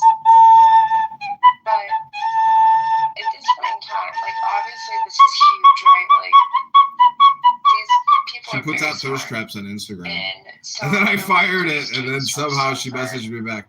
that were still students, and then there was one who was a surgeon who was involved, but he was still very young. He was like mid-30s, and they presented this like over the course of like 30 minutes. And at this point, like, are you going to sell your company? Like, responsible AI to me is like not selling out to a company like Novartis. My uncle's an executive at Novartis. Novartis is a cancer research company. They're full of shit. I'm just gonna say it. I hate big pharma. I hate people that are trying to keep cancer cures from us in order to support big pharma and fund them and everything else. Like, are you going to get the word out and actually use your work, or are you going to sell off your, again, it's not necessarily a startup, they only went through Series A, but like, it was just, I hope that they use their work for good. I mean, people are trying to make money, you know? They're trying to, like, sell what they think is proprietary. I know, but like, if you sell to a company like Novartis, then they're just gonna take advantage of it. They're gonna erase it all, and then what? You're gonna get like a big payout. I guess it's all playing the game, you know. But like, what about everybody that's like dying of cancer? Like, we have already found so many cures, but it's not being released. Like, you know what's amazing about people that are dying of cancer is that they still love chocolate. they what? They love chocolate. They love chocolate? I had a vending machine in a cancer ward at a hospital that I bought off of Craigslist. It's so fucking random. And they were my number one customers. They were sitting there dripping out. Everybody in there looked like a ghost. And when I would come in to replace the chocolate, I was just like, I can't fucking believe this. This is like a death ward. Holy shit. Couldn't believe So, it. like, I've had two friends that one girl, she's a few years older than me, and the other girl, she's like my age. And she's a prior coworker. And they both are like dying of breast cancer. And it breaks my heart. Like, it's really sad. Yeah. I know a girl that had mastectomies, and she's the biggest screamer and yeller. She's so angry. She's so liberal. She's so technical about everything, every word. She's such a know-it-all, and she's just the most angry person. Always screaming. What does that have anything to do with cancer? Well, I think there's like a mind-body relationship between like the development of cancers. Meaning that these girls. I'm just saying that stresses cause cancers, you know. Okay, so one girl, ironically, so my ex-coworker, she was a fucking nut job. Like, working in textiles for 10 years, like, I don't even know how she kept her job, because she lived with another one of my coworkers, and right before a conference that was hosted in our town, she asked my coworker Megan, so this girl, I'm not going to give her name, she asked her for Molly right before her presentation in front of 500 people. What the fuck? I mean, I've never done Molly or ecstasy, so I don't know how it really affects your brain, but who wakes up at 6 o'clock in the morning and it's like, hey Megan, do you have Molly that I can do before my presentation in front of all of our executive leadership team? What on earth? And so she's one of them. And then my friend Bridget, so she's a big time influencer, and so I don't even know how many followers she has. I try to stay off social media for the most part now, but I think she has 8 million followers or something on Instagram. So she is married to Mike Kyoto, who's from Morton, Illinois. And my parents are friends with his parents, but she is a wonderful, wonderful person. And I don't know, so she rang the bell, so you ring the bell when tickets are free, but they think it's coming back now, and I don't know, it just breaks my heart. It's brutal watching the body, die. But even when the will is so strong, the personality is so strong in a decaying body, but at the same time, there's tremendous suffering and, anger, a lot of anger and frustration. Well, also, it's not even just cancer. We need healthcare reform. And for example, my grandpa, my mom's dad, had a heart attack when he was only, so he passed when I was 16. Him and my grandma had my mom when they were young, and they came over from Germany. He was early 60s, and so he passed, and it was because the top heart surgeon, literally the top heart transplanter,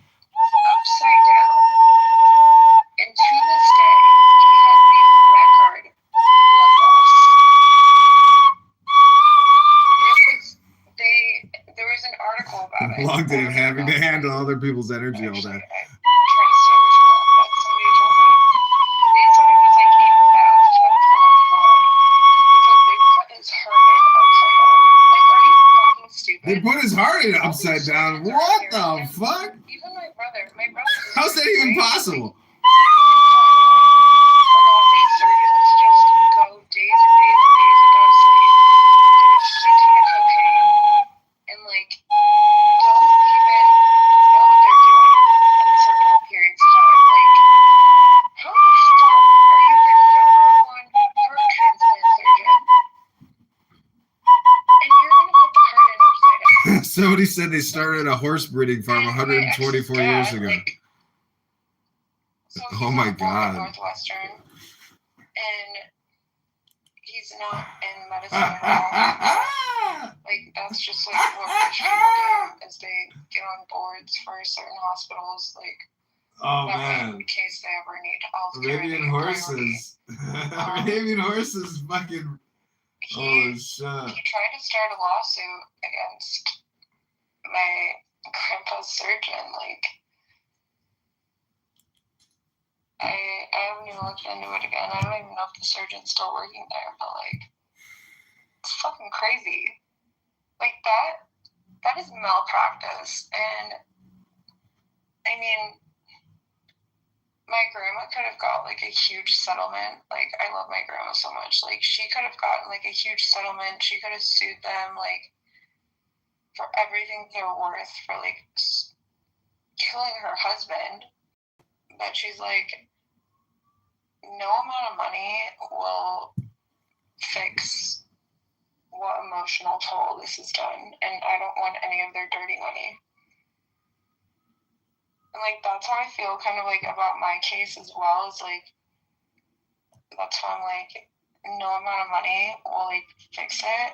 I don't even want to fucking dollar them. And if I do get like, but it's also difficult because like the lawyers that I'm working with, it's like they'll take like a 20% cut or like 30% or 40% of whatever they recover. And I'm just gonna take it all and donate it to a women's shelter and just not touch the fucking money because I don't want their money. It's all dirty anyways. Yeah, but dirty money can become clean money. I just realized I've been on the phone for 3 hours. I know. I don't know. All right, well, the fire trucks are going by my house, and I'm ready. I got to figure out what I'm going to eat for dinner. Oh, no, I already had dinner, but I'm ready for dessert. I haven't even eaten today. Like, I should probably eat something. It's probably why I'm so, like, out of it right now, but I hate eating late at night, because, like, and then you don't, like, work out to, like, burn the calories, and certainly not going to go walk the streets of downtown Chicago at 10:07 at night. Yeah, but anything you eat late at night comes out in the morning. So, that's the blessings of going to sleep. You start metabolizing. And then you wake up and you take the Cosby kids to the beach. Ba-dum-bum.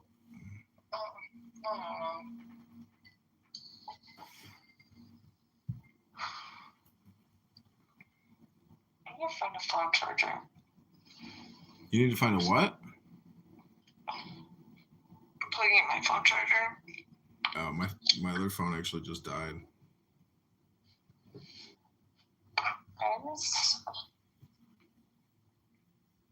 How can we, okay, let's strategize how we can take this administration down.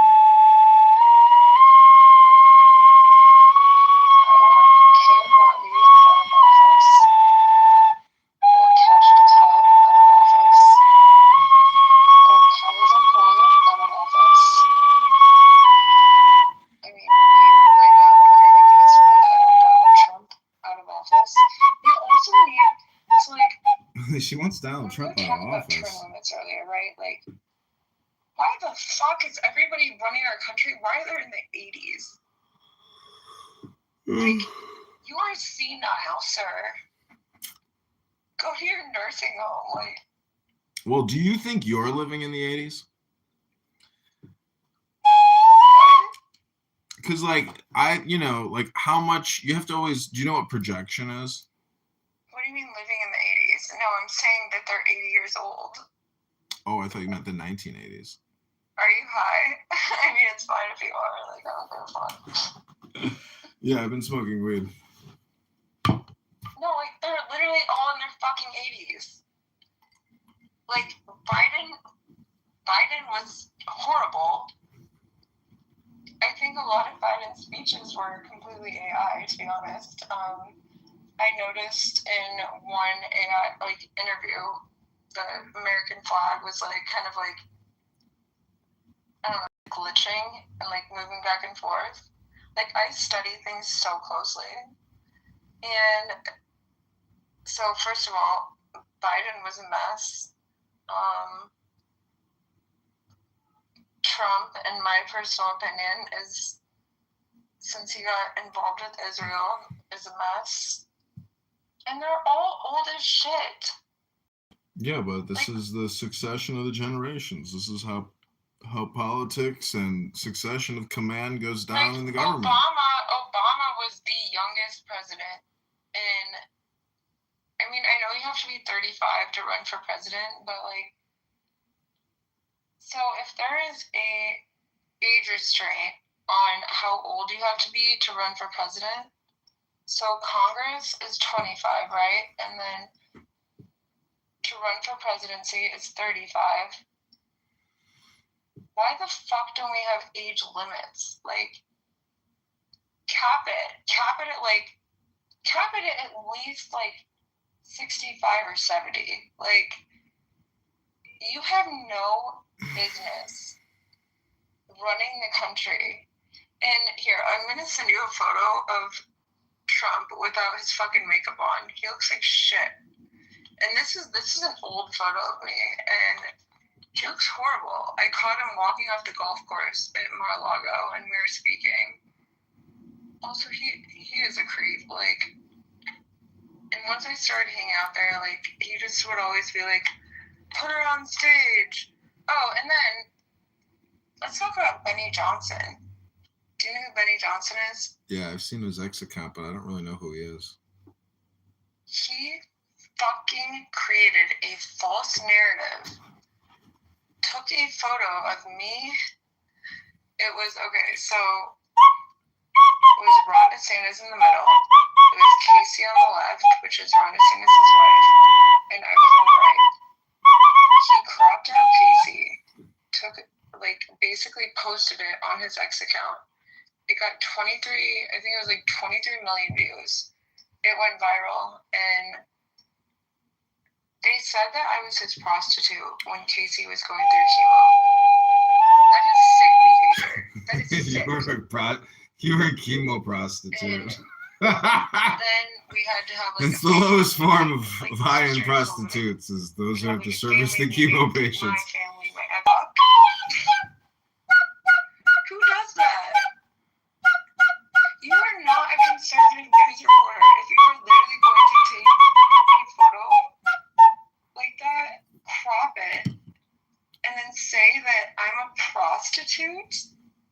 Jesus fucking Christ. Yeah. Well, did you That's horrible. Did you like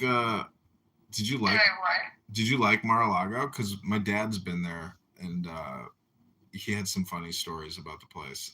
You know, it was interesting stories. I've met, so like I said, like, I like to gain intel, right? Like, I always go there with my head on a swivel. A lot of politicians go there and get wasted, and, like, I've sat next to Donatella Versace, which is interesting. I've sat next to Rudy Giuliani. Rudy's a fucking buffoon. Like, he will take his fork and his knife, get drunk, and, like, play the drums on his plate and start singing, like, during dinner. Like, these people are nuts. And this was all. And I'm always like, I don't know, it's so smart that you should be carrying a gun with. I just fucking hated them. Like,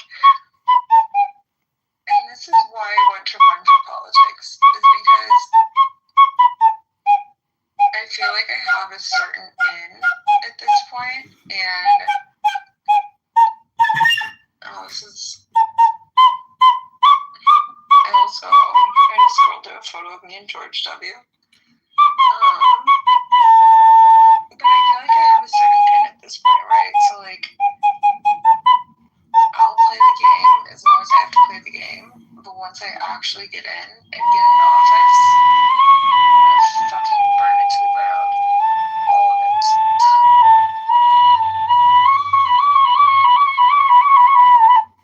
Literally all of it. What are you, Nero? Are you like gonna burn Rome to the ground? What's the point?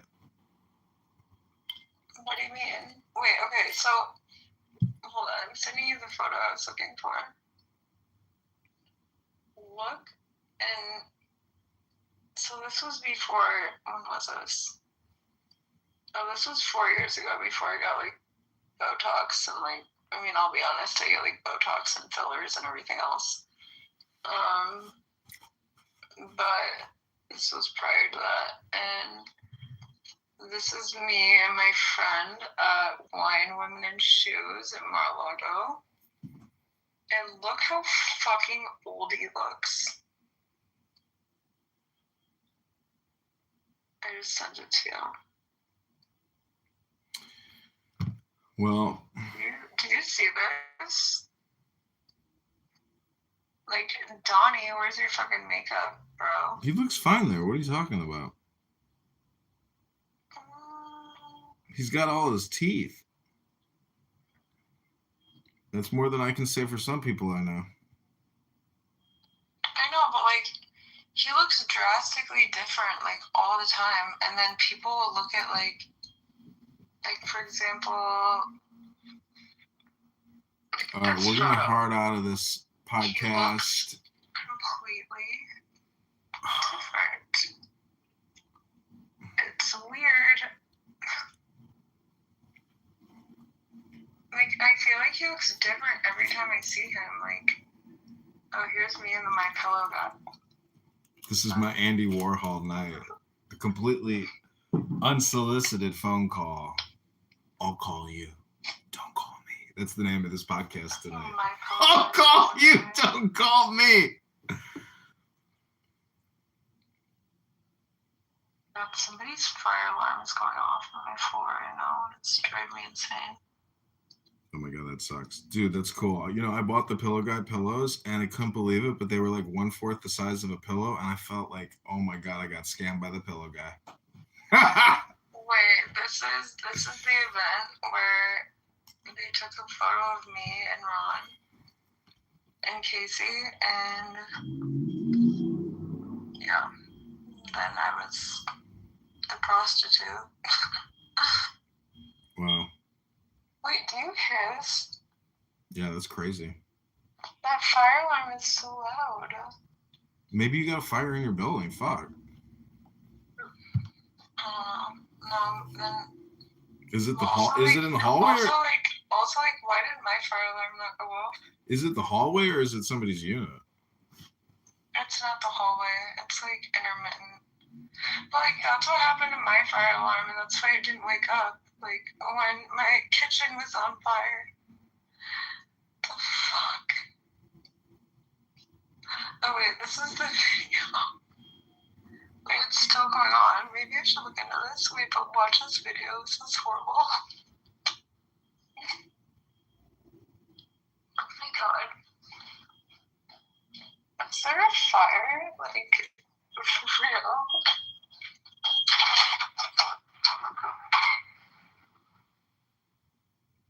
Wait, it stopped again.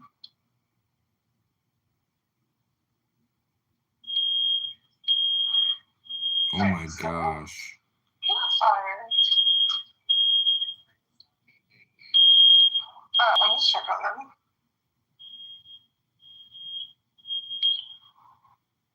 Is everything okay? Yeah, I'm just looking. Oh, okay. No, I understand. So, this is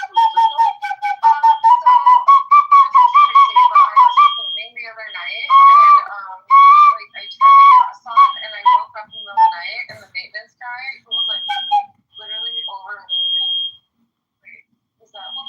Oh, no, it's just different.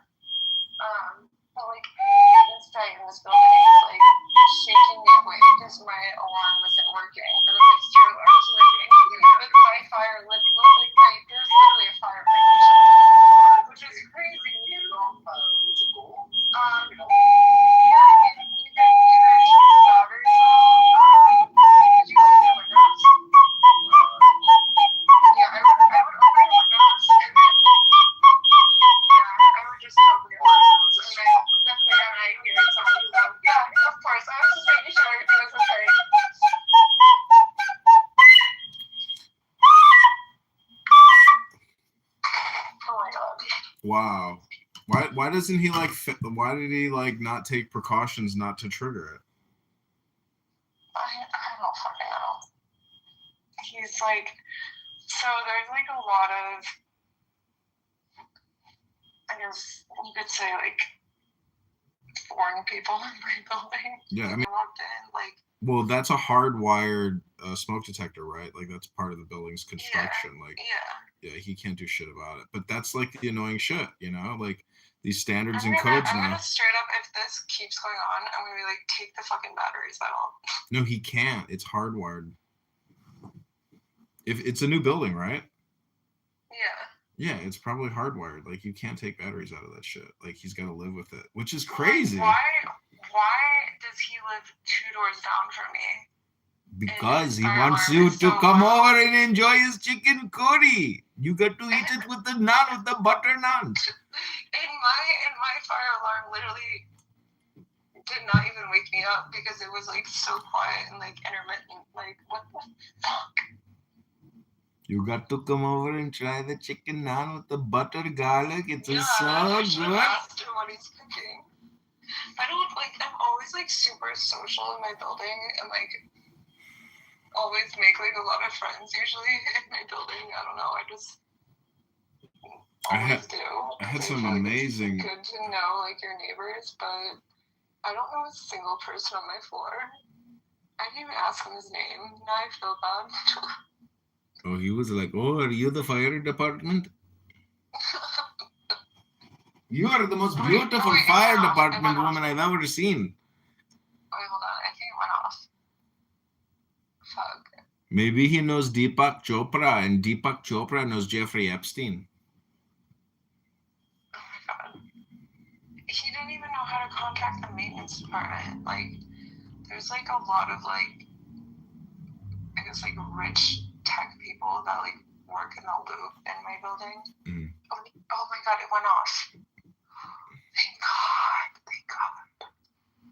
Oh my god, I was gonna lose my fucking mind. Relax, it's a Friday night. They're just going, get the party started. Just get it going. I was like, are you okay? Like, dun, dun, dun, dun, dun, dun, dun, dun, dun, dun.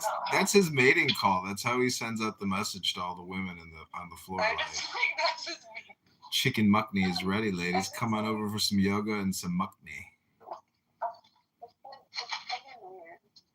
Like, I've made really good friends with all the doormen in my building, but like, I haven't made like a single friend with the residents that lives here. People just kind of like keep to themselves. And I think it's because like, so I rented through a third party, which is, it's like corporate housing usually. Like, it's called Mila. I mean, whatever. I trust you at this point. And a lot of it is corporate housing for like people that like, for example, like work at Microsoft or Aon or like something like that. And so like there's so many just like foreign people, and like 90% of the people here are Asian, and then like the other 9% are Indian, and then there's me.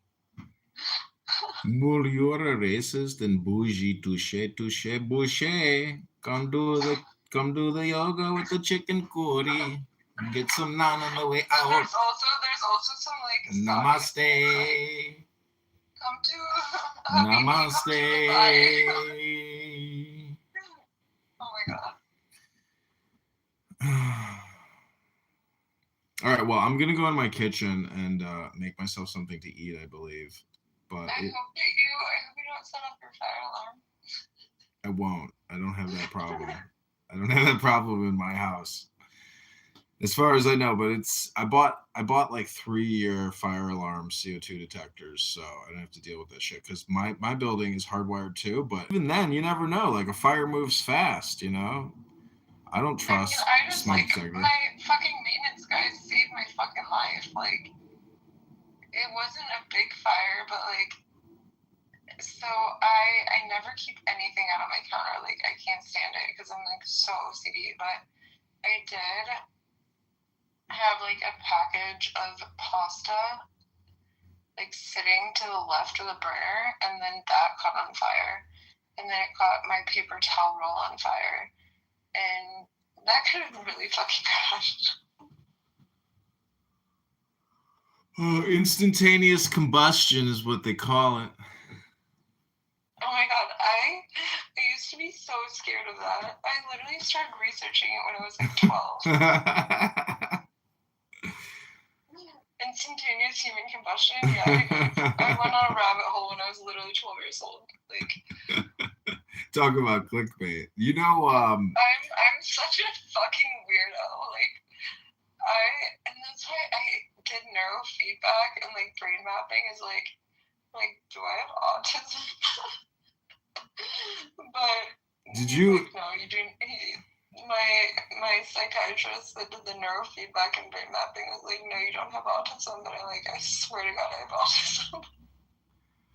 I was reading an article about the King Tutankhamun, like in his burial chamber in Egypt, and there's like this Tutankhamun curse. All these people died like after they. Oh, I know exactly what you're talking about. But I read an article and they like King Tut, right? Yeah, but they were saying that nobody actually died. It was all clickbait, fake news to like sell newspapers. Like nobody actually died. It was all bullshit. It was all fake news. Okay, wait. So like, how the fuck did they build the pyramids? Like, I mean, I know I sound like I'm high, but I literally sound high right now. I don't know. They built that shit in the same way that we build shit now. They build the pyramids with manual labor and build a structure that would last until this day. They built it with intelligence. We cannot even build structures to this day that would last for even like 50 years. No way. The building that I own is 105 years old. It's still standing. I can go in the basement and it looks like shit, but it's still fucking standing. Well, yeah, because it was built 105 years ago. Like now they don't use like certain materials, and I have a really hard time believing like the whole pyramid thing. Why? Do you know what it means symbolically? Like in terms of what? Symbolism, like psychology, esoteric, God, philosophy. Like it's basically if you merge two pyramids, you get what's called the tetragrammaton, which is a geometric shape. It's two pyramids merged. Now you're starting to sound like me. Anyways, I was at a bookshop once and they have all these little tetragrammatons for sale. Are we the same person? Well, what it means is man and woman uniting, but it also... Yeah, I know. Yeah, it's gender, but it is also the symbol for God. Wait, and King Tut was with Cleopatra, right?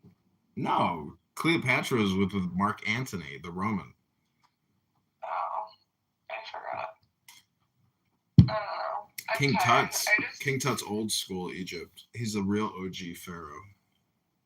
I think we have like the same brain. Well, different, do you quantum psychology. Do you think the Holocaust was as extreme as it actually like was published to be?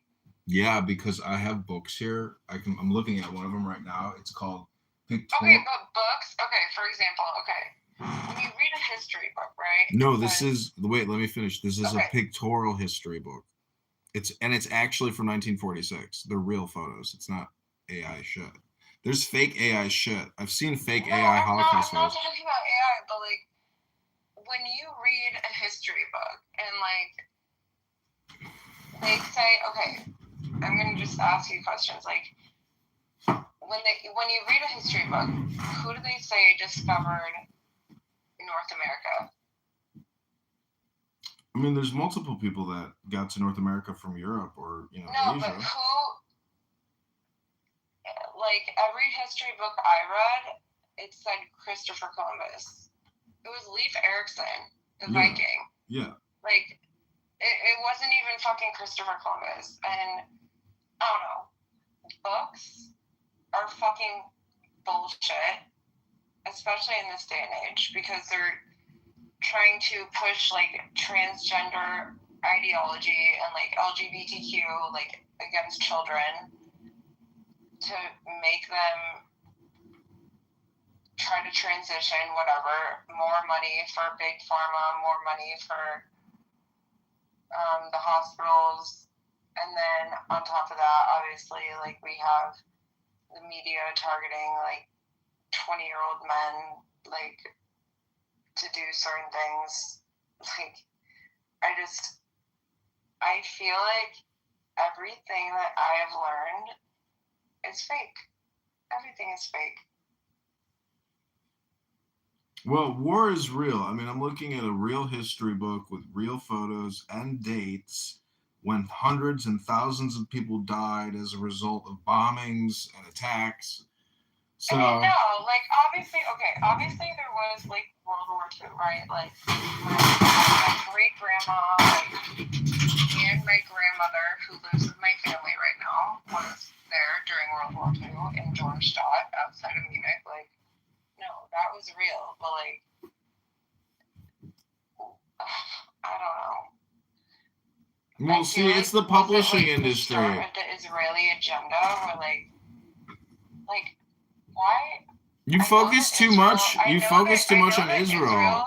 What's the Hindu? What's the Hindu agenda in India? What's the Buddhist India in Southwest? Like, you can't focus all your energy on one small country. No, but, like, also Nigeria. Like, look what's going on in Africa. Like, I don't know what's literally modern day slavery. Like, I know, but I'm about to go into my kitchen, Victoria. I don't want to go down the African, safari with you right now. Maybe some other time. Well, like, okay, so my brother, for example, when he was in med school, his roommate his name was Dan. I'm not going to give you his last name. His dad was best friend. So Dan's best friend. Okay, never mind. I'm not going to say that either. Dan's dad was best friends with Warren Buffett. And Warren Buffett funded a water purification charity in South Africa. The things that my brother saw, my brother went there to volunteer with Dan every single year.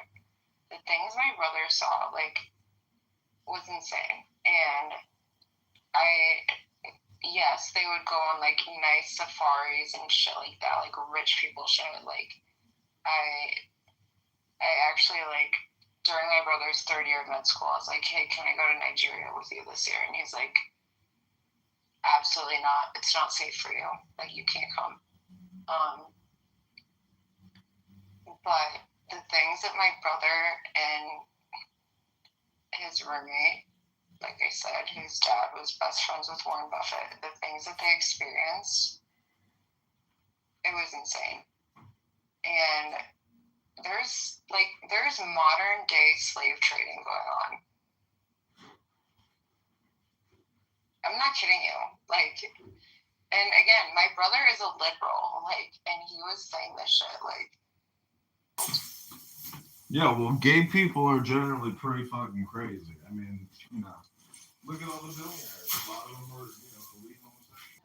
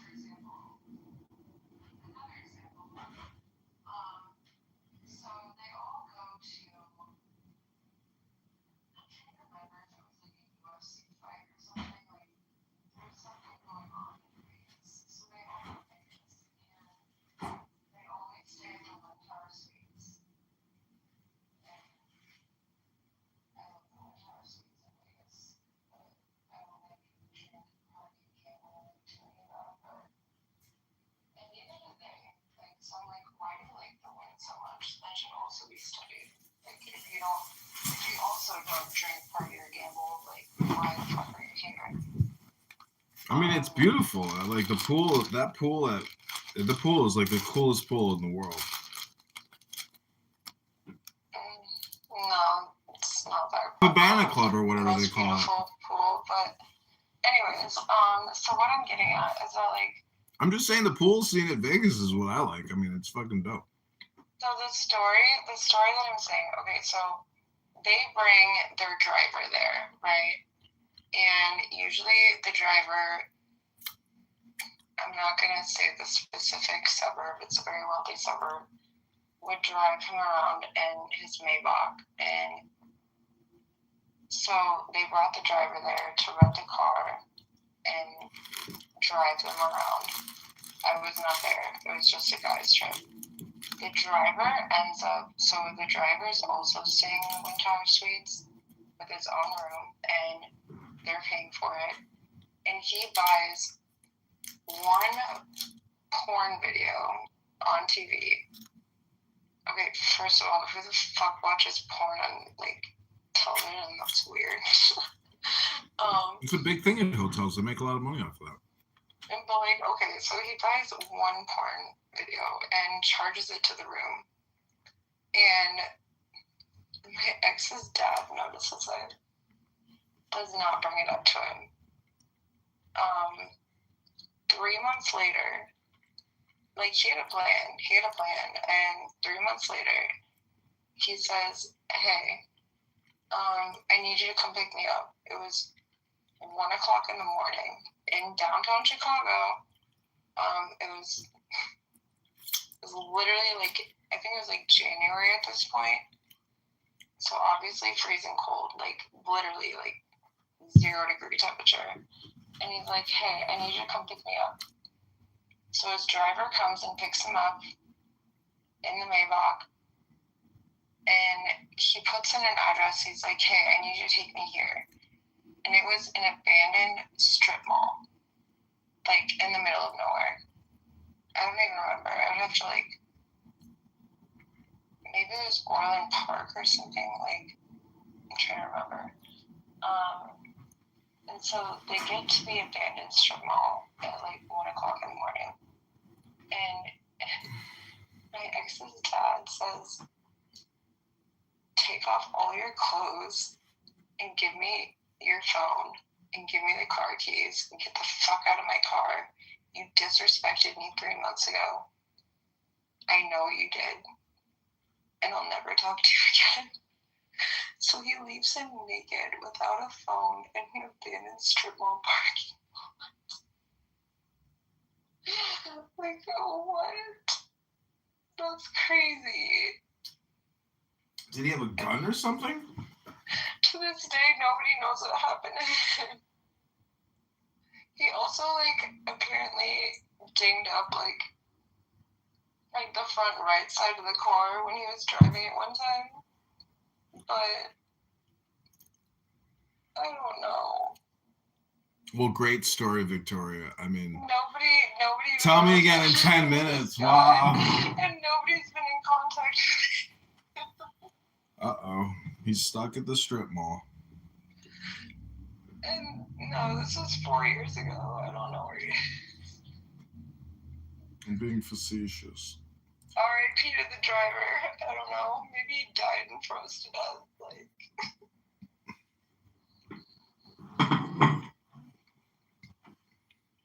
So, what's your campaign promises going to be when you run for mayor, Victoria? Like, in terms of policy? What are you going to tell the people? Well, I have to have a certain agenda, right? Like, so in Chicago right now, every single fucking day, it's fuck ICE, like, all these protests, like, I'll be on a work call, like, on a Zoom call, and all I hear is people chanting in the streets, like, thousands of people, and I'm like, go home, get a job, like, be employed. They are literally paying children to go out to these protests in high school. It's nuts. So, I think the Renee Good and Alex Petty thing, I think that they were paid actors, and I think they're still alive. I don't believe in that shit. Alex I think Petty. that was to create controversy. No, they're gone. They got their heads blown off. I've heard different stories. I think they're all paid actors, and like. No way, that shit's real. They're really doing shit. There's like, okay, so like there's peaceful protests, right? And then every single protest that is not peaceful, I truly think that the government is involved, and Antifa, shout out to George Soros, and I think they put people in these protests in order to create chaos, in order to instate martial law, in order to maybe take away our First Amendment right to protest. Also, like, protesting doesn't do fucking shit. Like, what are you gonna do? Just hold a sign on the side of the road and think you're gonna make an impact? Like, contact your congressman, contact your senators, like, fucking call it. I mean, I don't trust anyone. I was gonna say contact the FBI, but I've already done that like 6 times and they've done shit. I think it is. I bought it on eBay. Like, do something to make a change instead of just like rioting in the streets. That's not gonna do anything. That is not a proactive way to make an impact. But I would run on, I would say immigration reform is extremely important. My ex-boyfriend took 13 years to become a U.S. citizen, and he was a professional hockey player and went to Princeton, and like he was a white guy, and it had taken 13 years and go through like the H-1B lottery. Like there's so many. Wait, why didn't you just get married and get fast track it? Because I kind of saw the situation.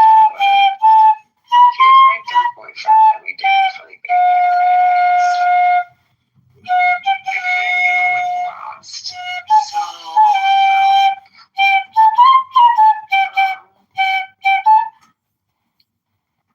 yeah, I mean, I think immigration reform, healthcare reform, we need to stop having private equity companies buying out private healthcare practices.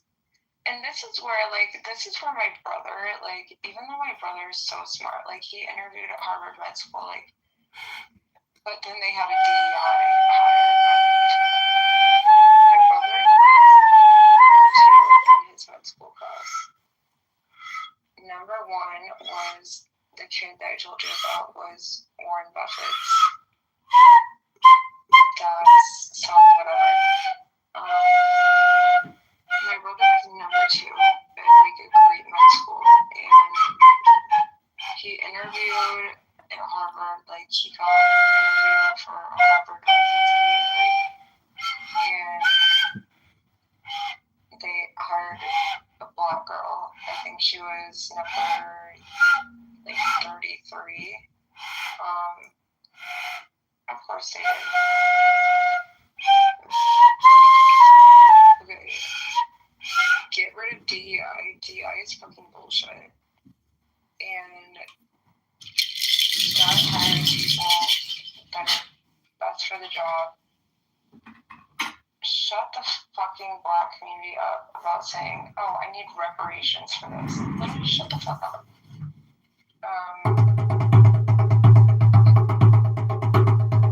And then, like, I feel like one of the biggest things, honestly, is like immigration reform and get rid of sanctuary cities. Get rid of, like, in terms of immigration, what I think is crazy is that when you come here legally, you can get a job and you can get an ITIN and you will have to pay federal taxes.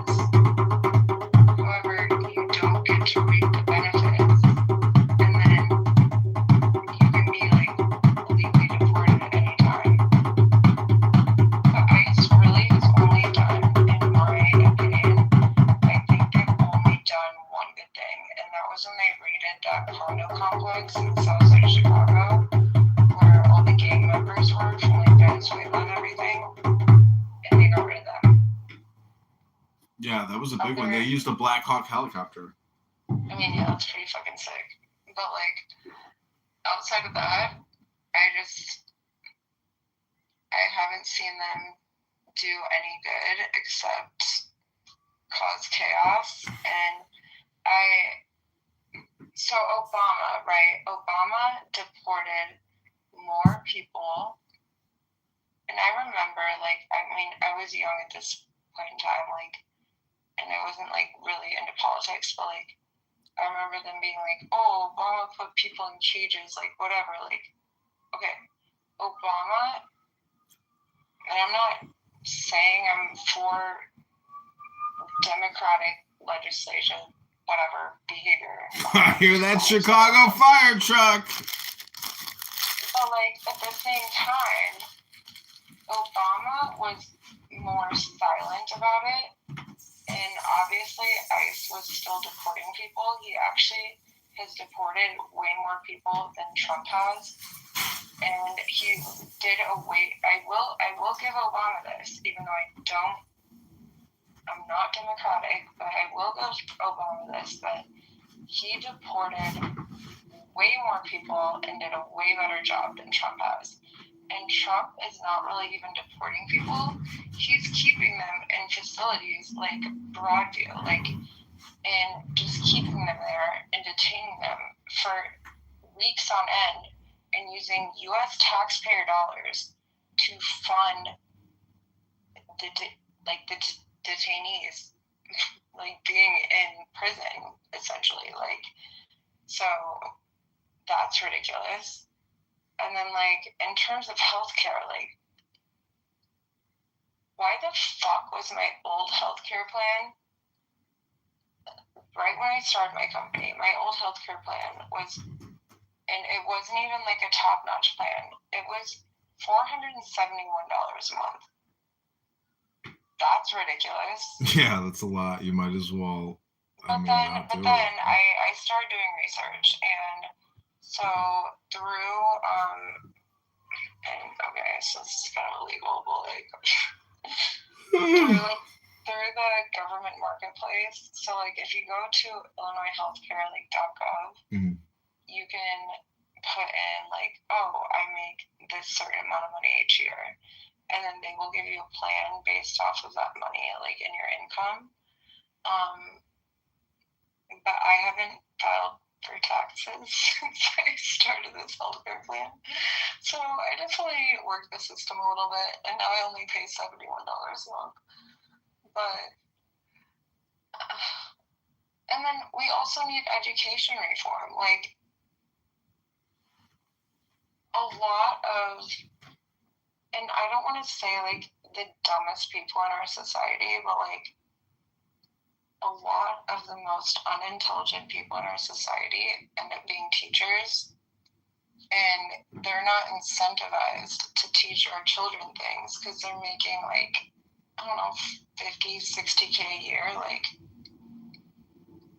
that's not a livable wage. And so they just don't give a fuck. So we have that also. And then, like, in terms of housing, like I also, like, I did have a problem with, like, everything that's going on with, like, SNAP and everything. And, like, I do have, like, a really big heart for, like, the south side of Chicago just because I volunteered there for so many years. Every single time I would drive there to pick up Brooklyn, and I would pick her up, and we would go to the library, and I would tutor her, right? And, like, I would teach her because, like, her mom was 26 years old when I first met her. Her mom had 10 kids with 4 different baby daddies at 26. Like, so I have a big heart for, like, change in that community. But I don't even think that, like, gang violence is the biggest issue there. I think it's more so, like, the women that are living off of welfare and having 4 different baby daddies for 10 kids at 26. Like, just,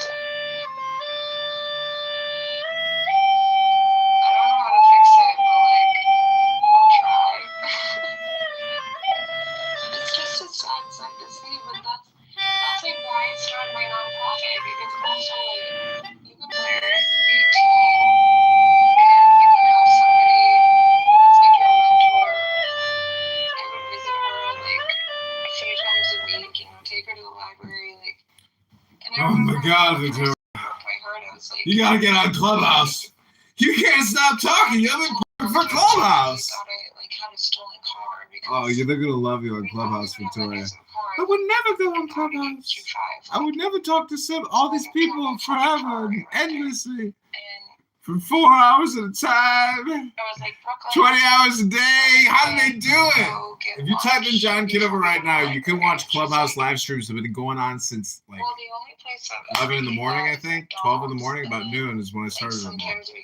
Literally 10 hours and 51 minutes into some of these rooms. It's unbelievable.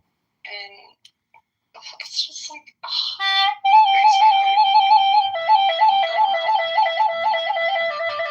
it's so sad to see the way that those people live. It's terrible. And then there was one certain time where we went and got ice cream. And then I took her to a craft store, and then we were like doing crafts and making Christmas ornaments. And then I was gonna drop her back off at her mom's house. And her mom isn't answering the phone. And the door was locked. I tried to drop her off 3 different times. And then here I am at 11 o'clock at night in West Inglewood, driving this child around. And at that point in time, so like, it has to be like when you're matched with like a new child, like you have to wait a certain amount of time before you're allowed to take them to your apartment. And so like I don't want to get in trouble and not want to do waiting in my apartment, but I was supposed to like just like drive around the streets of West Inglewood. So that's what I did for hours in the dark during winter in West Inglewood. I don't know. It's just so sad to me. Like no kid deserves that. And then all of a sudden, like I don't even know. Like I formed such a relationship with this girl, like, and all of a sudden they just dropped out of the program. And the prior family that I was introduced to, which ironically my friend Ella was also introduced to. So my friend Ella and I both joined. They were big sisters at the same time. So she was getting matched with the younger daughter in this family, and I was getting matched with the older daughter. The day that I was supposed to go to their house, the older daughter was 14. She fucking killed herself. Uh-oh. That's sad. Is I think what was it, West Garfield Park? Like, what the fuck is going on?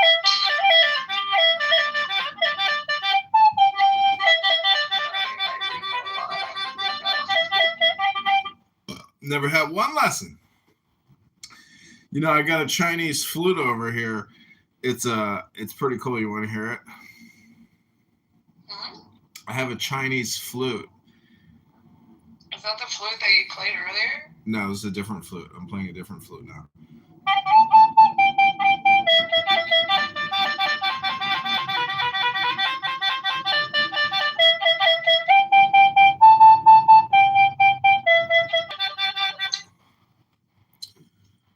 Nice. I miss playing an instrument. Oh, I love playing music. I feel like it's a good, like, honestly, I feel like it's a good outlet. Like, it's like magic. Like, it's meditation. I feel like my only, like, outlets for stress are, like, working out. And Well, that's why, I mean, I have a library and I have a music room. So, like, I've specifically designated rooms as certain functions in my life. It's feng shui. What's your favorite book that you've ever read? My favorite book of all time? Probably The Tao Te Ching by Lao Tzu. The what? It's a Chinese philosophy book called The Tao Te Ching by Lao Tzu. Interesting. Yeah, it's a very smart book. Wait, send it to me. It's a very smart book. Alright, you're definitely high. It's fine though. No, it's true. Wait, send it to me though. It's a mystical book. I would say my favorite book that I've read recently. I love Atomic Habits, but I also I love a book called The Art of Not Giving a Fuck. Yeah, that's basically what the Tao Te Ching is about. Meaning that you can accomplish. 1 second, I have to text my mom back. They got an audiobook. Yeah, it's on YouTube. I can just send you the YouTube link of the audiobook.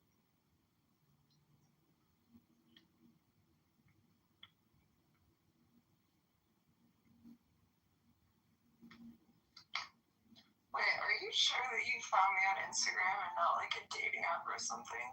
No, I just looked at our Instagram chat. I gave you a fire emoji because I was following you. I follow like 5,000 something people.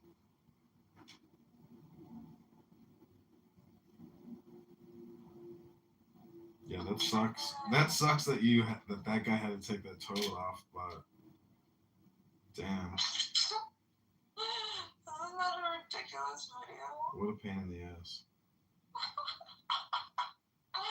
All because my vape fell in there when I was blowing my hair. And sent it to all my friends at vape, and I'm like, if this is your sign to stop vaping, just vape right now. Holy shit, I just looked in the mirror and my spray tan is so orange. I look like Donald Trump. Yikes. Fuck, I can't believe I haven't eaten today. I think I should probably eat something.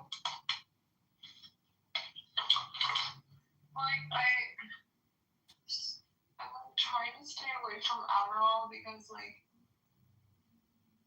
it makes us sort of sleep, and I sleep in 3-hour increments. And I actually read recently that the most intelligent people sleep in 3-hour increments. And every single billionaire I've ever been around sleeps in 3-hour increments. And then I wake up and then I'll start working or doing something productive. And then I fall back asleep. And then I'll sleep in another 3-hour increment. It's just weird. It's like a weird sleep cycle. I don't even fucking know.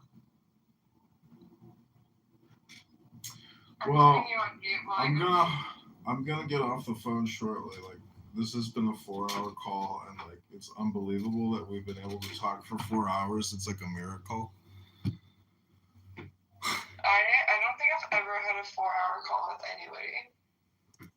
Yeah, I don't know how the time flew by.